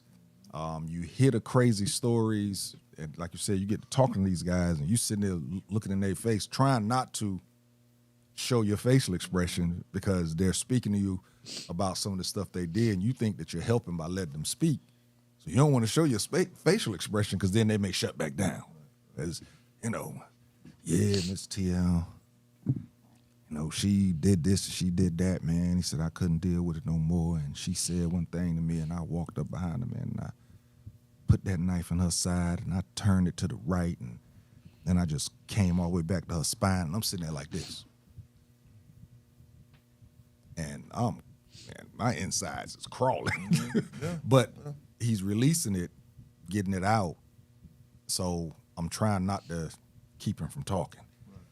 But At the time, I wasn't going home to no family. Don't get it wrong. I was going home to the house, so I didn't have to deal with, I didn't have to go home and smile for anybody because I was going home by myself. But it is everybody can't take these jobs, but that's what I wanted to talk about in regards to the adult side of thing, in regards of the Department of Corrections is what they call it. The questions I had is, and we'll go through this quick, is it really a Department of Corrections? We know that it's up to the individual, but is the environment support enough to actually support the individual to correct themselves? And are officers screened in a way to see if they are willing to help, or are they screened as cops that could not make it cops? Oh, Lord. A lot of correctional officers are cops that couldn't pass. They couldn't cut it, so they go to corrections. And, I've seen Like in church. dudes talk about, I've seen a guy try and do a citizen's arrest. He actually pulled somebody over for speeding. Why did that person stop? Corrections officer? Yeah. Why did that person stop? I don't know. But he actually pulled somebody over for speeding, called the cops, and the cops showed up. Because he wanted to be a cop, so he got some type of badge, so he felt that he had all this type of different authority as a power trip, that type of deal. There's a lot of correctional officers that's in there like that, so they are over abusing their power, and all you do is trigger inmates that already have trauma or already are angry, They're on either at edge. just. They're on edge. So now, when you go in there, flexing your power, they react. You know what I'm saying? They react. So that's why everybody's not made for it, And in my eyes, I feel that a lot of people, I don't think that they're screened as somebody that's willing to help. I think that, sometimes they look at it and see that, they've been in the military. Mm-hmm. They was a firefighter. They was a cop before, or they was security or whatever, and they get the job. Mm-hmm. Not realizing that it takes more than just showing up and standing up and, holding your belt. It's a lot more than that. So, in your eyes, from what you see, like you said, short-staffed and everything, do you feel that a lot of those in there are built for it, or are they just doing it because it's the job that they got? Do it. Yeah. Some the ones like I said, we have the awesome officers. We have some awesome, but like you said, when you're short staffed, you start hiring. You feel the void. So the screening part, I don't know what the hiring process is, of course, because I haven't been through it. But I just know what the end result is, what the officer looks like, and what the officer sees and hears, and because I talk to him every day. Hey man, what's going on with Jones? What he got going on? Some of them tell you to a point. Hey man, Jones, man, his mom passed a couple weeks ago. Man, he's going through some stuff. When I get that, then I know he's seeing what's going on, bro. Instead of just, hey man, lock him up, boom, put him. You know what I'm saying? You get some of them that are actually just, ready to fight. Yeah. This practice for them. And you will get it. If you ask for it, you will get it. You will get it. But there are some good ones, man. But in the short staffing thing, man, it's hard. It's hard. At one point, it was mostly women officers. Mm-hmm. Guys either wasn't applying, couldn't get the job, or couldn't pass the drug test, whatever the case may be. Mm-hmm. We had more women than men at one point. Wow. It has leveled off now, but man, for years, I was like, man, hold on, what? Well, I think a lot of it has to do with, you have, for a lot of partner corrections, they had to increase the pay, the initial pay for it. And I think they just had, the qualifications, when the police officer started advancing the qualifications, the corrections didn't necessarily, they started going up a little, so that has a lot to do with who they're hiring.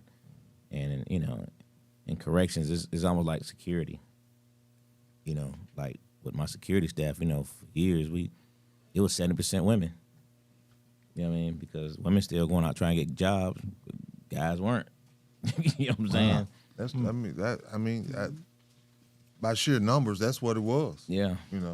From what I see, from eyeballing, not without any, inside knowledge, but what you see Yeah. is the women. I was like, what is going on? Come on. I mean, then be new and be like, hold on.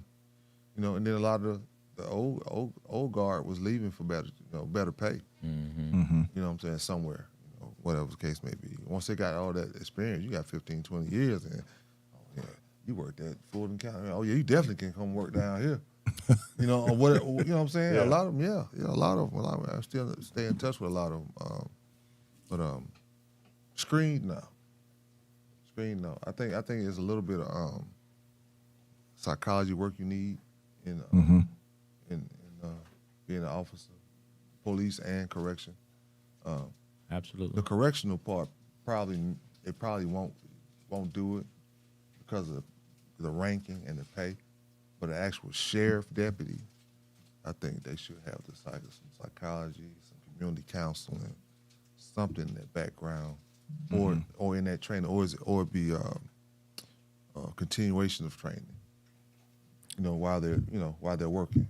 Well, sheriffs go through, the regular post training. Yeah, they do the post. Yeah. And corrections even has a level of post training now, but it's just not at the same magnitude. Okay. And a lot of times corrections for a lot of people, it's like the starter up. You know what I mean? You start in corrections, and then you become, a sheriff. You try to become a sheriff. You try to become something else out of that. Right. That's like that, but you got to get in here to get a job. First. Yeah, first, because it's easier. Try and move up. And then try to move up from there. Like in Douglas County, all their sheriffs start in corrections. They all have to start in the jail before they can hit the streets. Move on, yeah. They start in the jail. You know what I mean? They become straight jailers first. I think because when I actually moved to Atlanta, I was in corrections in North Carolina. I was going to get in corrections here, but the state pay was so low because it was based off the state of Georgia, not Atlanta. So then I looked into DeKalb County and I got hired, but I wouldn't. They back then you couldn't have no facial hair other than your eyebrows and your eyelash. That's it. No facial hair at all. You couldn't have none. I'm talking not even the mustache. Right. I wouldn't do it. My brother-in-law, he ended up doing it. When I told him about it, he did it. I mean, he did well at it. He ended up going into being a bailiff and all, like you said, starting there, moving on up. But the pay, as far as working in the state of Georgia in corrections, was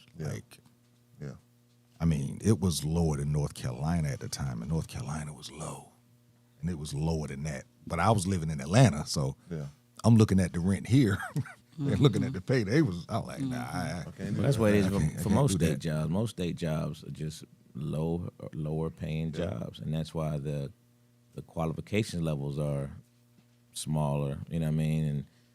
And they can't keep staff because at some point you're gonna get tired of that BS. You know what I mean? Gotta move on. You gotta move on. It's like you're gonna get to the point where, like, hey man, this ain't worth that. Yeah, and now they're gonna get. You know what I mean? I'm the only jailer with hundreds of inmates, and it's just me and maybe one person, but I'm the only one that. Hey man, the sheer numbers alone be like, man. I took the test to be the parole officer, and I passed it, and I had all these different officers sending me offers, but in between the time that I took it and got the offers, I started reading, and they were just saying you have your load is so heavy that there's no way you can get all your work done. And if anything happens, they still blame you. If they do something, you gotta parole. Yeah. That Supervision. That's different. I thought about doing something like that a while ago, but like you said, you can't. You're going there trying to help them all, and you don't have the time to help them all. There's gonna be some to slip through the cracks. Your caseload. It's crazy. It's like the public defender's office. Yeah, and I that saw a dude desk packed with files like this. I believe all it. the way down, Wow. all the way across. I believe it. And the first time that a lot of them guys see their public defenders is When they go to court. ain't talk to him or nothing. Yeah. And now he's doing this. Yeah. What's your name? Yeah. Oh, here he goes, y'all. Yeah. I'd like to ask for a continuance so I can read over his case file. This dude don't wait 45 days on the case. in jail, Got continuance. in jail. Now you got to go back in jail. Like, yeah. hope for Can't you at another least day. ask for a bail, man? Yeah. And wait for another court date. Which That's real. Yeah, That's real. Yeah. That's a real thing. that's tough. Yeah. I'm gonna get y'all in regards to this, and then we're gonna get in, take a break, go to top 5 or whatever. But do you think that the Department of Corrections is really a Department of Corrections, and do you think that there's enough? Is the environment support enough to help said inmate, and I'm talking male and female side, actually have a chance at corrective measures? You know, is there enough? And I know you work with the county or whatever, but I'm sure that you know some people out there. Yeah. In regards to the programs and stuff that is available, say in the prisons, because we're talking about prison now. We ain't talking about detention. Detention usually is city and county. Right. We're talking about prison where you get on that bus and you're out there. You know, that type of deal where you got that one stripe going down the side of your leg. Yeah, That type, that's that type of deal. Central down that way. That's what my cousin did his time at. But do you feel that it's, from what you know, because we ain't, grace God, ain't none of us been back in there, but do you think that the environment is supportive enough so that they can have corrective measures, from what you know? From what I've know, no. Unfortunately, females by sheer numbers get more of the vocation and support just by sheer numbers. It's not as many. Right. Not that there's none, but there's Right. not as many women in the female prisons. So by the sheer numbers, you can affect more of them, and on the male side, man, I spoke at Telfair State Prison some years ago, and it's not even that big, man. I think they hold 5,000 maybe, and the facility is like those movies when you see the concentration camps. You know what I mean? It's like assembly line, sit down, boom, do this, do that. Yeah. Lights out. There's no corrections in that. Right. You're doing your time. So when you get out of something like that, you're not ready. Yeah. You're not ready. Facts. You're not ready. But on the women's side, I've seen just by we have to do classes. They show us film and stuff. The women is totally different. I'm just talking about Georgia. I don't know about nowhere else. Right. They got some of them. They have like cooking, like chef, like actually Yeah. chef. I ain't even talking about flipping burgers. I'm talking about culinary arts. Things that they could use when they get out. You Like think you- that's because the nature of the crimes, maybe? No, you Okay. got some. There's some You got women some cutting women gang throats. bangers. You got some gang Right, bangers. right. I mean, they did some of the hideous crimes with their Okay. person. So you think it's just the size? It's just by the sheer numbers. Okay. Maybe not the only thing, but just by the sheer numbers, you can affect more. Like smaller class size Right. in a school, you can affect more. What is that number, you think, when it comes to the juvenile As women, girls, or females, versus the men? the females are much less. That are locked up in Fulton County. I'm just saying Fulton County. Right. If you had to go at the 17-year-old population, you're talking about 140 guys to 25 females. Wow. Interesting. Yeah. Yeah. Not that they don't do crime. They just Right. It's just sheer numbers. You know, we have a beautician, what you call it, cosmetology for the ladies in Right. for the ladies in the county. What's your thoughts on? I think they don't do it anymore. But what's your thoughts on the Scared Straight program? I was over that. Okay. Yeah. I was for the county. Yeah. Okay. It works on certain individuals. Numbers. Like I said, numbers. When you probably can watch YouTube, some of them, and you can see the kids are actually scared. Mm-hmm. Some of them, hey man, you can't touch me. Okay, he about that life. Some of the guys wasn't scared straight. When they still bring them, it's not scared straight, but they still bring them to the school, to the jail, man. But you know where they come from? Roswell and Sandy Springs. 90% of them kids ain't gonna do nothing. Right. I'm not a part of that. I don't know how they're picked. I don't know that part anymore because they took it away from programs. Now the county is running it themselves. Mm-hmm. So I don't know how they pick these And- suburban kids. And the Scared Straight program is like coming in for a day. Lock you up, dress you out. Yeah, eat, yeah. Eat lunch. What about what do you think about boot camps? Yeah. Where Yeah, you there. They did away with those, didn't they? They have one. They had one up in Snellville. That one because it's first offenders federal boot camp. So you got a big boy crime on the first go round. Mm-hmm. Less than murder. Mm-hmm. You know what I'm saying? You might have carjacked somebody with aggravated assault. You may have robbed somebody. You know what I'm saying? You got a big boy job, but no one died. And you can get sentenced 90 days or 180 days. And you can take your first offender, which will wipe the charges away. Now, do you think they did away with those financially, or they did away with those because we were being too hard on the poor kids? Financially. It's financial. Okay. So, what's your thoughts? Last question. What's your thoughts on the? Because we talked about it earlier, that point system you were referring to. Is it really a waste of? You know what I mean? Does it? Yeah, go on say it. It's really a waste of time. Man. Yeah. Yeah. Yeah. Because what happens is, from a psychological standpoint, you thinking, I know Correct. how many points I How can much I get. can get. Mm. I know when you can't touch me when you can. A set of brothers, I won't say their name, a set of brothers said at court, they had them on the news. They blurred out the face. I had them.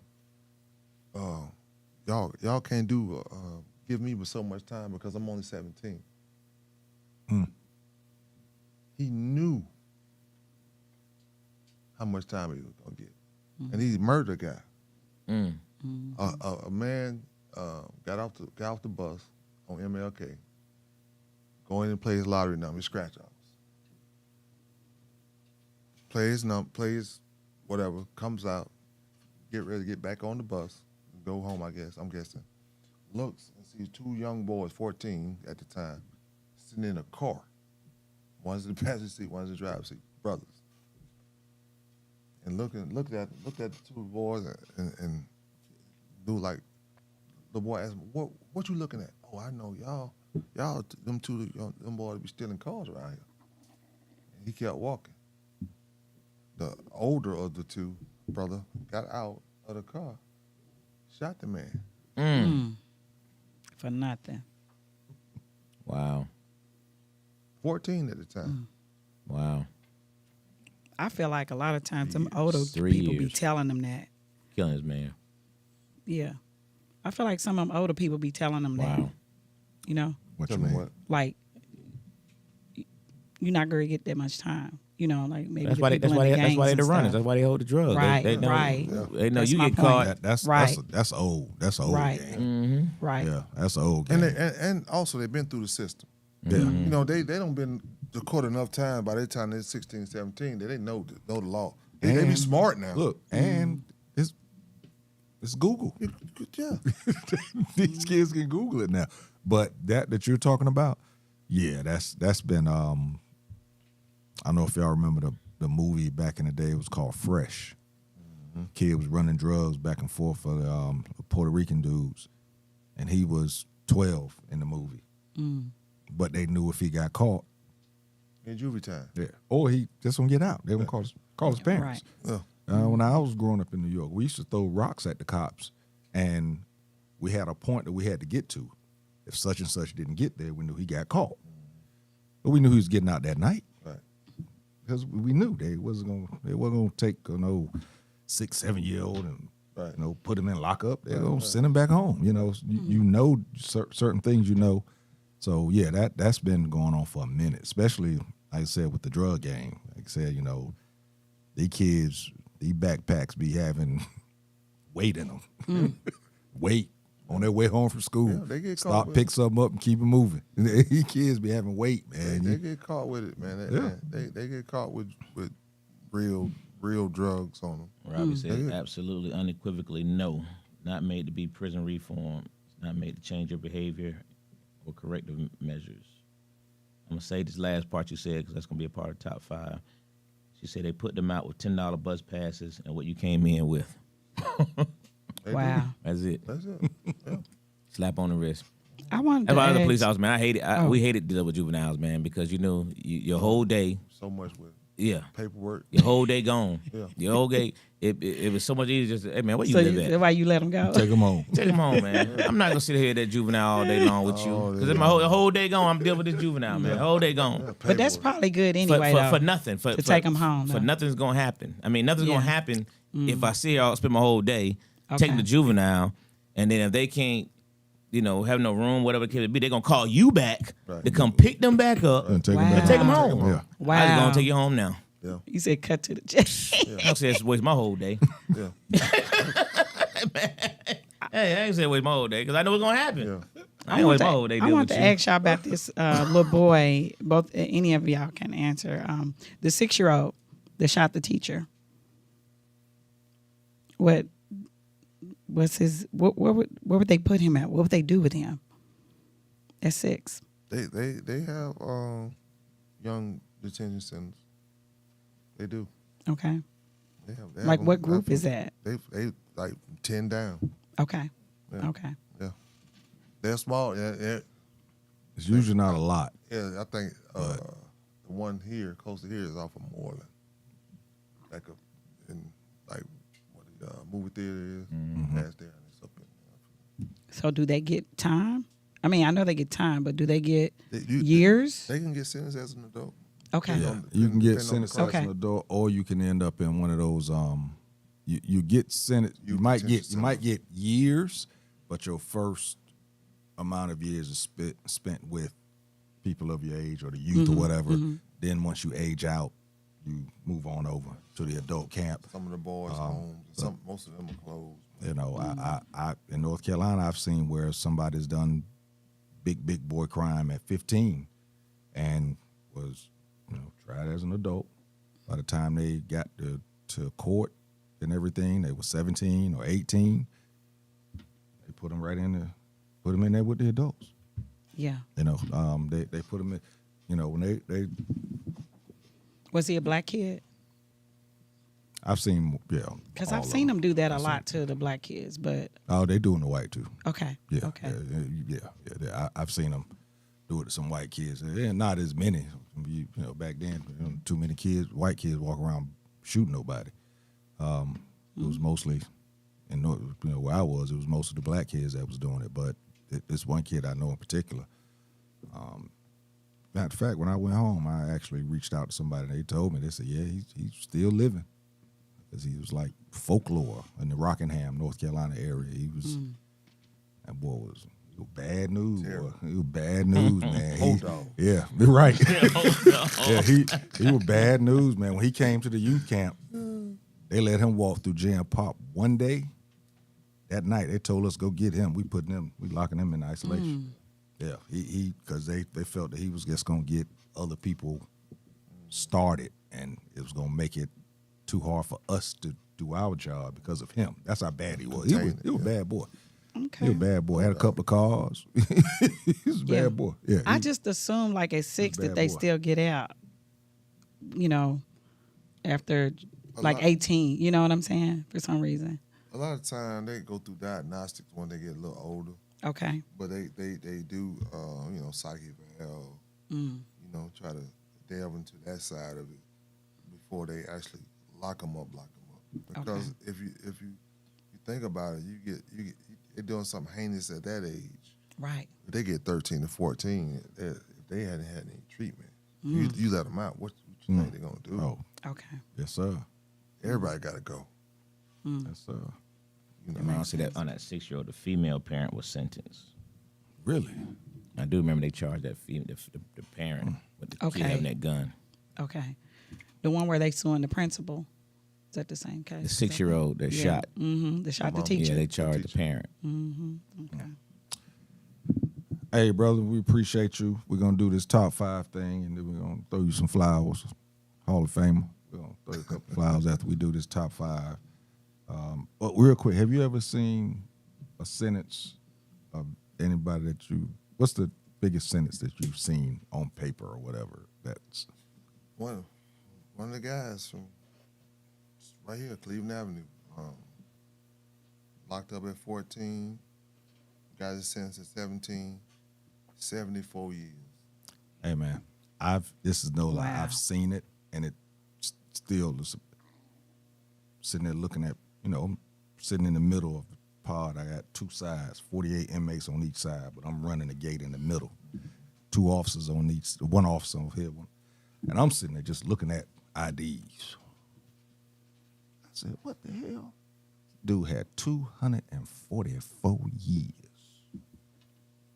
244 years plus like 2 or 3 life sentences. Murder somebody, right? Oh, You yeah. probably murdered Couple multiple people. Couple Okay, that's people. exactly what I was Couple going to people. say. But Yeah. think about that. 244 years. Then you got 3 life sentences. Oh, yeah. In North Carolina, life sentence was 20 years at the time. What type of mental stability can you have? Yeah. Absolutely not. Top 5, homie. Wait. I have several. Marietta has one. Trial. And she's talking about the youth. Yeah. For some reason. Did y'all already give the top 5? No. Oh, okay.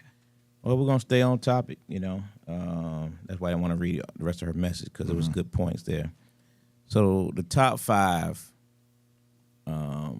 things that we think we can do to help your youth. Top 5 action items, basically, Okay. for the youth. Got something, Dwayne?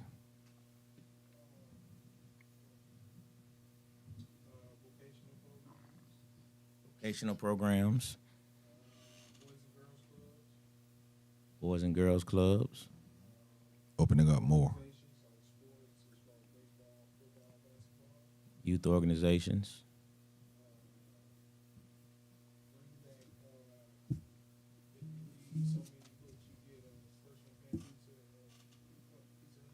Personal pan pizza for reading books. Reading books, get to go to Six Flags.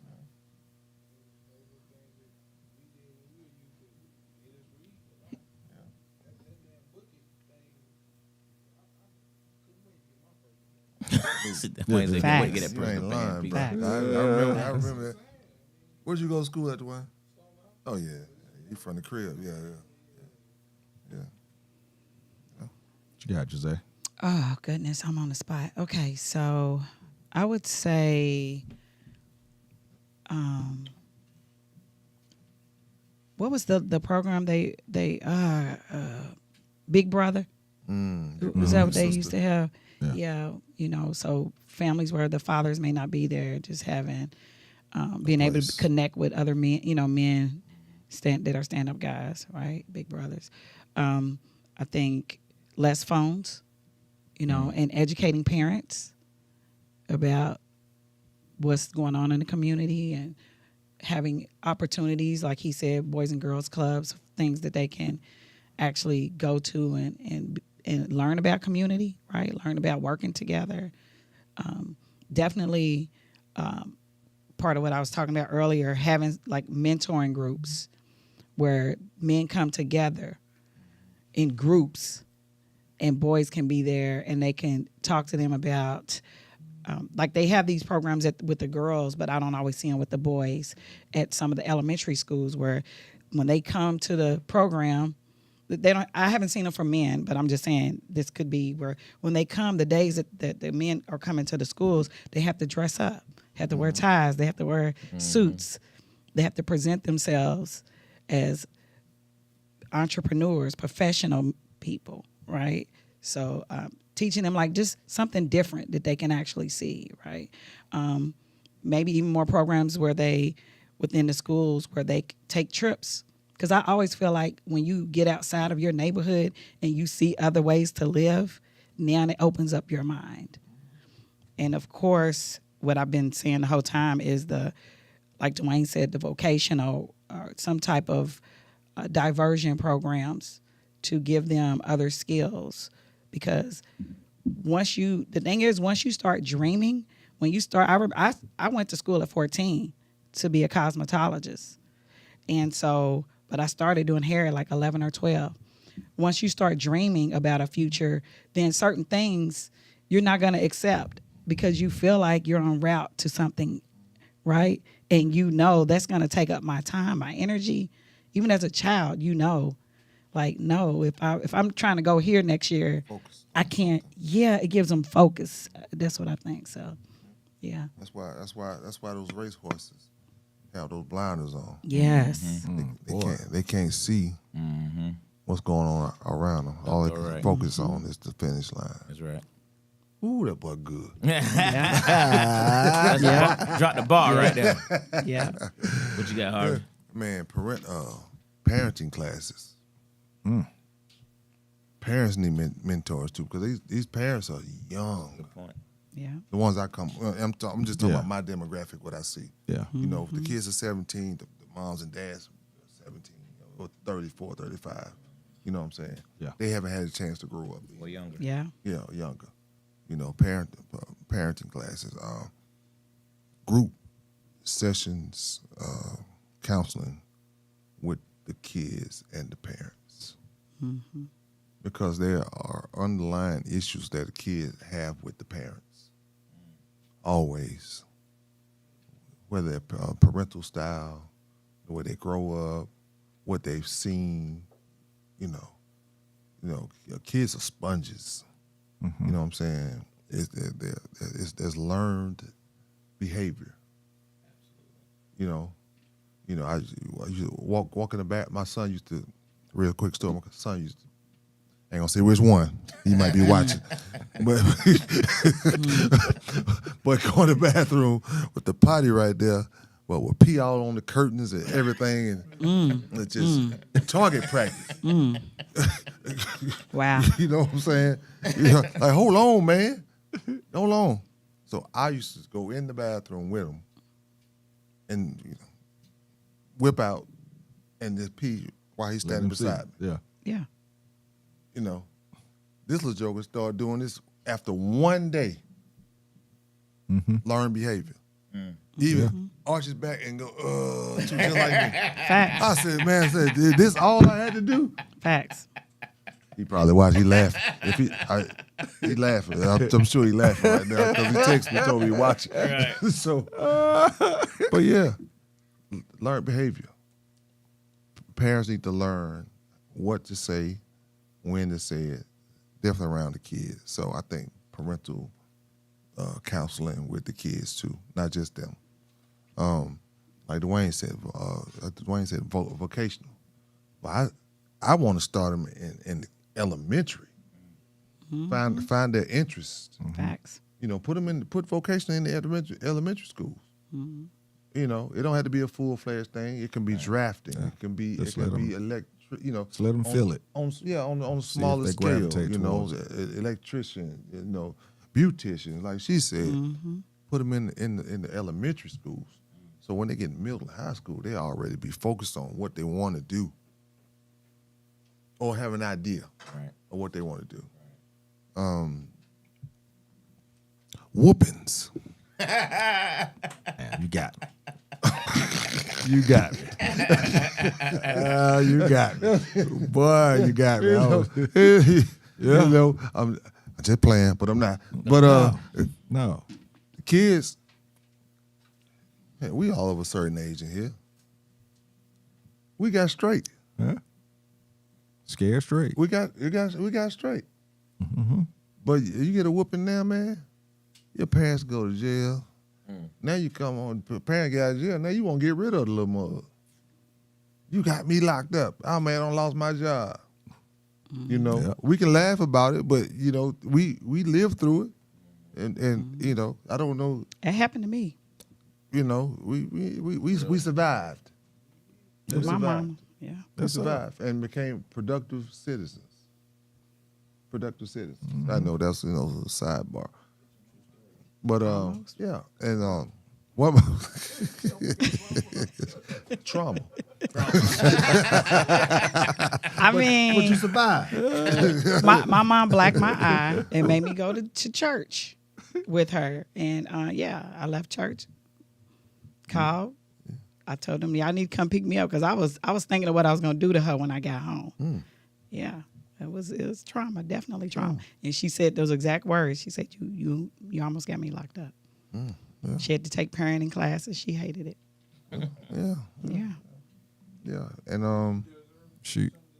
No, I did not. Absolutely not. that's What trauma. kid deserves to be somebody hit them in their eye? 2P. Come on. 2P, what he said, Come 2P. on. Right. Yeah, she. No. She- No. Not me. You learn. I actually was a really good kid. Like, I didn't like whoopings, so I didn't do, no. But you learn. No, I didn't. I was trying to, I got away from her as soon as, yeah. I moved out at 17. Should have done. Was trying to leave before that. I'm just messing with you. That's how I deal with trauma, bro. That's how I deal with that right there. You know what I'm saying? I mean, That no right lies told. there. Yeah. That's all right. Yeah. Yeah.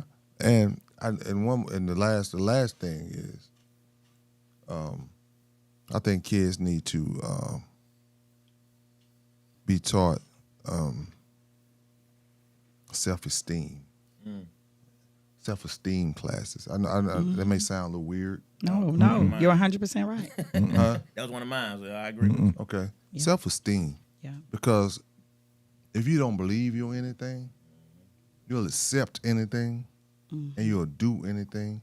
You'll say anything. You know, kids be cussing, and I get it. We all did it with our friends. But when the adult walked out that store or whatever, we tighten up. Shut up. Exactly. How you doing, ma'am? She would have never known that we was just out here saying mother, sucker. Right. She never would have known. Right. But these kids, they won't even shut up. Look right at them, look right in the face, and they keep F you. and go right back to it. Self-esteem is a big part of some of the things that these kids go through. 100%. What you got, Teasy? All right. One of mine is in regards to sports programs. I think that some of these grants need to be used to lower the fees because I think a lot of kids now are not getting a chance to play sports because of the cost that has come about now, when especially in something like football. Now in basketball is going up because everybody got to have the right uniform and got to have bags and all that. I think somehow that has to be looked upon because let's face it, sports is something that will teach More than just sports. children. It's exactly, and it doesn't mean that More than just sports. that they're going to the NFL or going to the pros. It teaches you so many different values. Just playing sports. Yeah.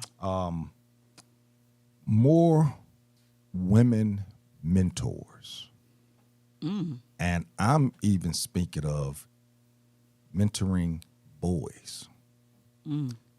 I think if young boys heard from women more, it would at least teach them more about respecting women more instead of just hearing from men. Gotcha. You know what I'm saying? Yeah, we gonna tell you out here, but now if you hear from a woman, not saying that she's going to lead the group to say if she's but a man should be there and a woman. Balance. Exactly. Balance. Exactly. And with that, in regards to the respect thing, take. teaching about respect, respecting your elders. We talked about it last week, where this pastor is going around saying that if you curse out around your friends, but then don't curse around your parents, you're actually faking because you're not showing who your true self is. I think that respect and respecting of elders should be. I'm sorry. Now you're right. You're right. That was the consensus up here too. I think that respect needs to be taught more. Social skills courses, just in regards to being out and about around people that you're not used to being around. Just knowing how to act. Adapt. Just adapting. Just knowing how to act out. Just knowing how to act. Yeah. And then a good friend of mine, he's actually been on the show a couple of times. He has his own organization called Future Gents. And I don't think that we support the localized groups that are right in front of our faces enough. We will support the Boys and Girls Club. We will support, but we will not support the one that, my man Ernest Moore, what up, bro? My man Ernest Moore actually has an organization called Future Gents that he actually teaches kids how to tie ties, how to teaches them what fork to use and how to set up table. Teaches them about telephone etiquette. Travis Bob too. Travis Barber. Travis also. Yep, Travis been on the show also. We need to get him back. But supporting the organizations that you can see and touch instead of, I ain't gonna say hating on them, but just not supporting them. We don't support what's right in front of us. Not shiny. Uptown Comedy Corner. We don't support what's right in front of us, but we'll go support something else that supposedly is known more, whatever. My man has it right. I mean, you can get any kid in his organization right now, but instead we'll try and send it to somebody else, that's supposedly more well known. I think we need to support that, support more local organizations. Sound good. That's it for me, homie. All right. Yeah, anything, Mike? Mike gonna give us one or two. He ain't never got to 5. Go on, give us one. Give us one here. A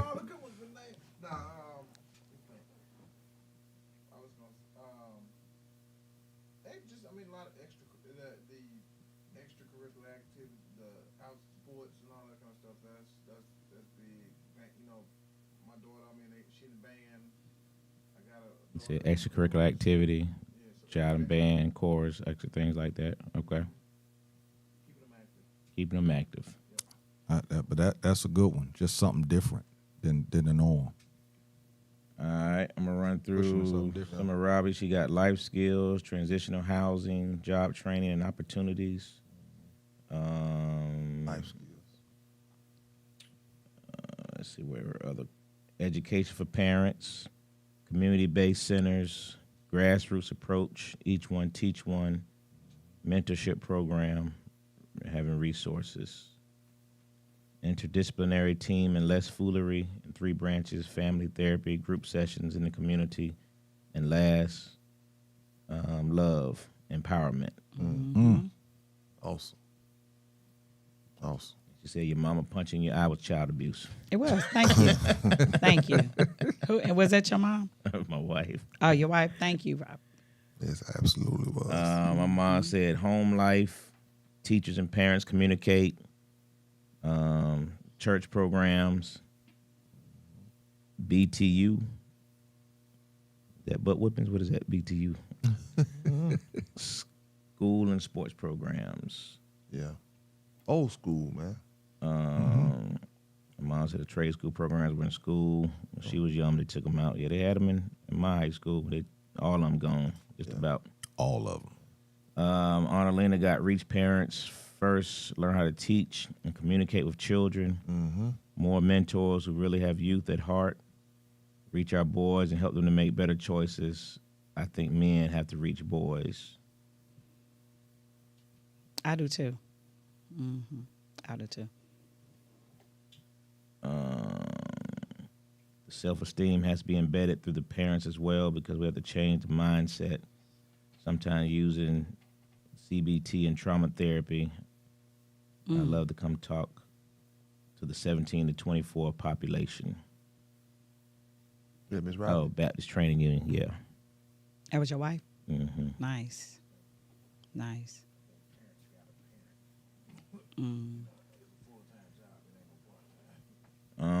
These were all some good ones. Bad parenting. Too bad parenting. Generational curse. I think I think it'd be really cool, man, if you had some type of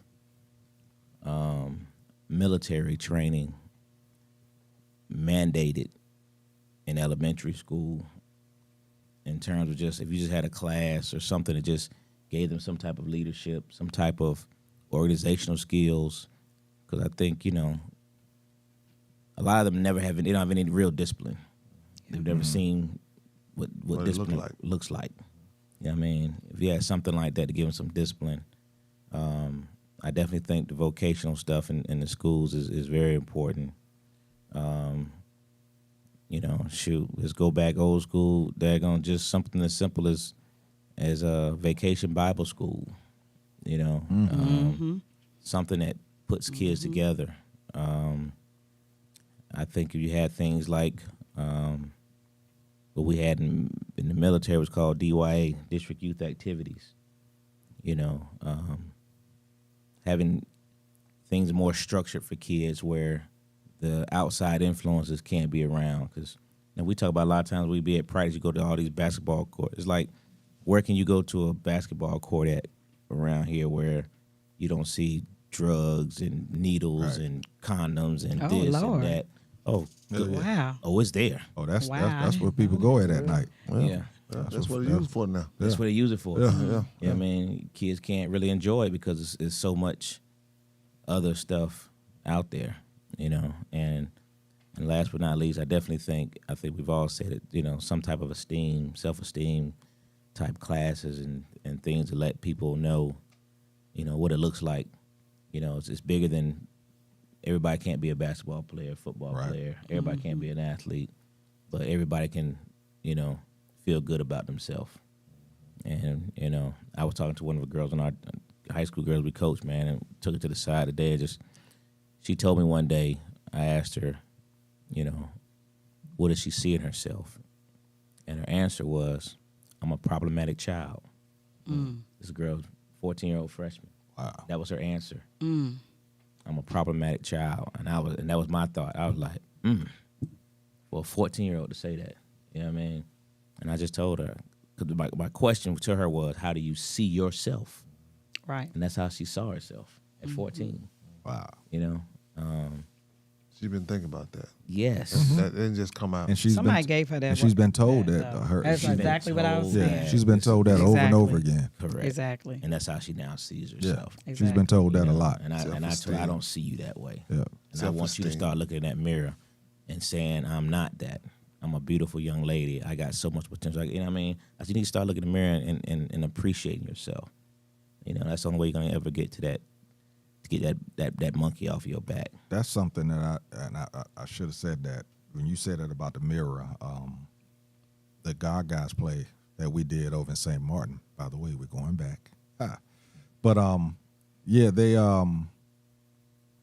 the director, the person that's playing my young character, self-esteem issues, that type of thing, alternative lifestyle. And we was trying to get him to open up in this role. And she actually did that with the mirror thing. Took him in front of this full-body mirror, set him in front of it. What do you see? He was like, She was like, no, what do you see? He was like, She said, I'm going to tell you what you see. And she told him. And when I tell you that changed that kid, bro, I'm still actually in contact with him, on the WhatsApp app or whatever.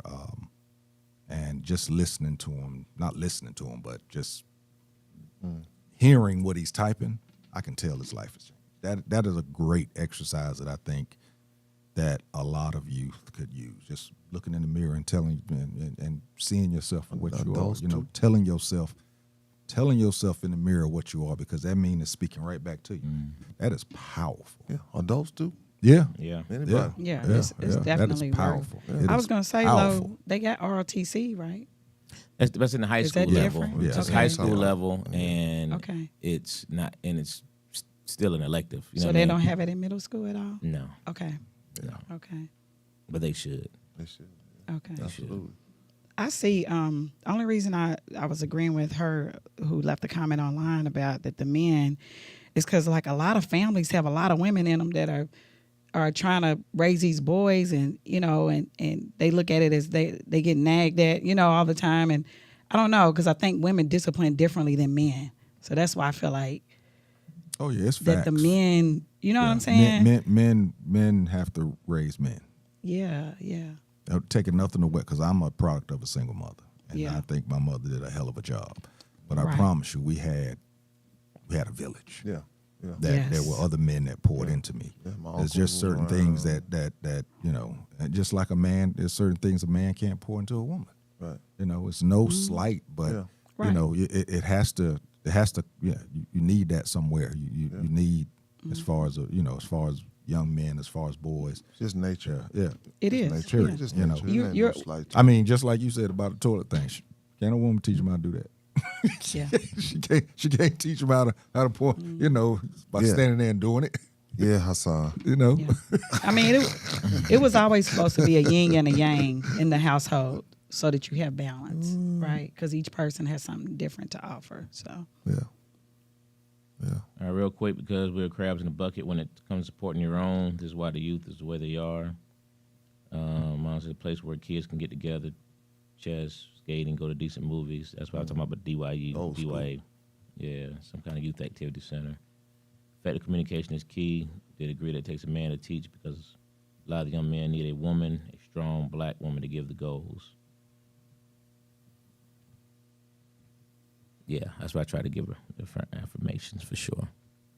Good deal, man. Yes, sir. Great show. Great show. Great show. Great show. Outstanding. Absolutely. Jose, what you want folks to follow you, or do you want them to follow you at all? You want to follow her. I want them to follow me. I need some money. No. You can follow me at Jose Sunray on everything. TikTok, Facebook, Instagram, YouTube. Mr. Harvey. Yeah, man. Hey, man. Bro, what is, man, about 25, 30 years we known this cat? Yeah, man. 90s. Yeah, for sure, man. Appreciate you coming through, bro. Appreciate y'all, man. As soon as we was talking about doing this show, that's the first thing I said, man, we got to get Harvey to come back up there, because he has an insight that Been a while. none of us can really tap into. He's right there with him, But congratulations on everything, bro. Hall of Man, Fame, appreciate and it, everything. man. Appreciate it. The prayers is there. We ain't gonna talk about that, but you know what I'm talking about. Appreciate that. But yeah, man, go ahead and give us some going out remarks or whatever. Tell them where they can follow you. Yeah, of course, tell them where they can follow Oh you. man, I'm Harvey Glenn, man, on everything. I'm real simple. You're gonna get some laughs. You're gonna get some cries. You're gonna get some good stuff from me. Family man, love all of them, everybody. So, Extended family too. flag football family, all 1,000 of them. You know, over 30, almost 30 years. You know, so you get to be friends with a lot of cats, man. And, oh man, just take each day and love on your people, love on yourself. Don't take anything for granted. Nothing. Thanks. Nothing. Yeah, the penny is worth something. Boy, especially if you get a lot of. Where you at this week, man? Who you got in town? Tomorrow night we're at Traditions Global Cuisine, a Tuesday night show. Thursday night we are at KOD with Destiny. Friday night we're in Macon with Mr. Rodney Perry. Where my boy Mario at? I seen him somewhere. Tomorrow's last weekend. Showed out. I missed my Showed out too, boy. Man, he showed out. golly. And then Saturday night we back at KOD with Fredo Davis. Fredo. Yeah, Fredo Davis. back. Fredo, my neighbor. Oh yeah. See him all the time. But also, man, Food shout out to stamp. you, Harvey Food Stamp. Shout out to you, man. Congratulations on what you're doing, brother. You know what I mean? You are the kind of person that we need in this community, man. And what you give to those youth that's coming through your center. And as JT and I talk about all the time, man, we know that you do this on and off the field. But what you continue to do for these kids, man, we appreciate you, brother. We salute you. You also help out in the flag football world, man, not only with the youth, which you're doing extremely well out there in East Point, man. Hateville, East Point. Best work in the world. Yeah, man. But you're doing those things that we're discussing, because those things like the flag football you're still able to get with these young kids at that level they need to be, to have a grown man talking to them and coaching them, man. So we salute you for it. But then even with the grown men with the flag football, you go back and you getting these young guys, and even when you're not even playing no more, you're still coaching and mentoring. So, and then again, congratulations. Harvey's gonna be with me Saturday night at the Hall of Fame ceremony, going in Facts. as a Hall of Fame player, man. And you deserve it, brother. I appreciate you. Like JT said, he did hold, but his hold, he said, I'm gonna dance with you right here. What's up? Going to the prom. What's up? Nah, Harvey, hey man, you earned it, brother, and we appreciate you, man. My mom says congratulations, great show, stay strong in your area. Robbie says thanks, Harvey, keep giving it to the kids, walking in your destiny. Thank you. Good stuff, man. Thank you, Miss Catherine. Yeah, as you said, man, I giving you flowers, brother. You doing your thing. Traveling with these kids, like you said, showing them different things so that they can, see something other than what's right here. Yeah. That's pretty dope. And as he said, he reiterated, you held a little bit. There was a couple of times where I appreciate you, because there was a couple of times you could actually put me in the ground, but you just held me up, and I was like, "Real, bro, appreciate you," because you could have made me look real bad, but you looked out for you. Only the outside, only the out of town teams that got did dirty. Yeah. Let Appreciate somebody talk you. trash to you. Yeah. Appreciate you. But yeah, man, keep doing what you're doing, man. Appreciate y'all. I guarantee you there's a lot of people out there that want to say thank you, but some of them just for some reason can't. Again, it's what I say about our community. Sometimes we just don't want to give. It's like I was saying about my man Ernest. Won't nobody give him that support, even though he's out there still doing it. It's just something we still getting over as a community. All right, as for me, I just got a notification. Listen, the movie, man, I said it last week that I hadn't seen it yet. The movie with what's her name? Tran. What's her name? Carucci. I could be one like Carucci. Yeah. Like I said, I knew I was featured, but oh boy, was I ever featured. It's called Pray, Preach, and Love. I'm in there throughout that joint. I'm glad that my beard was on point. I'm glad that I had shaved my ear. Made sure no hair was there. At the table with the preachers and all that. Yeah, stuff? bro. I mean, that thing was like right here. I had no idea there was going to be that up close person with the boy, but it worked out. So if you get a chance, check that out. ATL's Hottest, Uptown Comedy Corner is in there. Also, I am in there with my wife as ATL's Hottest Power Couple. I'm also in there as hottest actor stage play, hottest actor movie, film, ATL's Hottest Gentleman. There's another one. I forgot the other one. We need to make sure we put that link up there next time too, Yeah, Dwayne. So we yeah. make sure everybody on the chat votes. Yeah. I need everybody to vote for Uptown Comedy yeah, Corner. yeah. Let's win the award. Anyway, Anyway. win it without the mortar. We're gonna do that. We're gonna do that. We're gonna do Let's that. get it. We everywhere, baby. Stage play God Guys is going to be in Atlanta next year, I think in May. But we are also going back to St. Martin. They kind of got mad that we only did it once, so we're going back again. Okay. I'll give you those dates. Hopefully it's going to be late June or early July. Be letting you know about that. You know, hopefully you can get some vacation plans to come on over, kick it with your boy. It's a great place to be. That is it. I don't think that I have anything that's going to be premiering this week, but I've done so much during the year that I done forgot some of the name of the stuff I'm on. Somebody told me I'm on some show called Grits, Girls Raised in the South. Oh, It's on either BET Plus or Black or something like BLK, something like that. Anyway, if I get more details, I'll let you know. I hadn't seen it, but yeah, that's where we're at right now. We'll be back next week. Actually, I think we're going to have some of the cast of this stage play. I hadn't confirmed it yet. I'm hoping to confirm that tomorrow. Stage play that's coming up in December. Want some people that they want to come up and talk about it, so hopefully we'll be able to get them up here. But other than that, man, great show again, brother. Appreciate you, man. Appreciate Your y'all, insight, man. your Appreciate insight y'all. was valuable for Anytime, real. Anytime.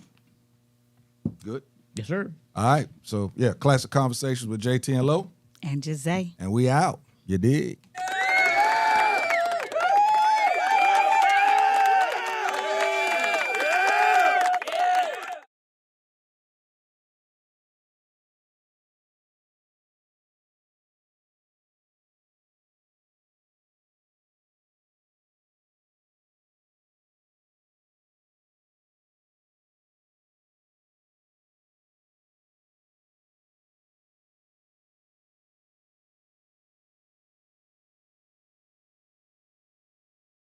Classic Conversations with JT and Lo. You never know which way to rap. Classic Conversations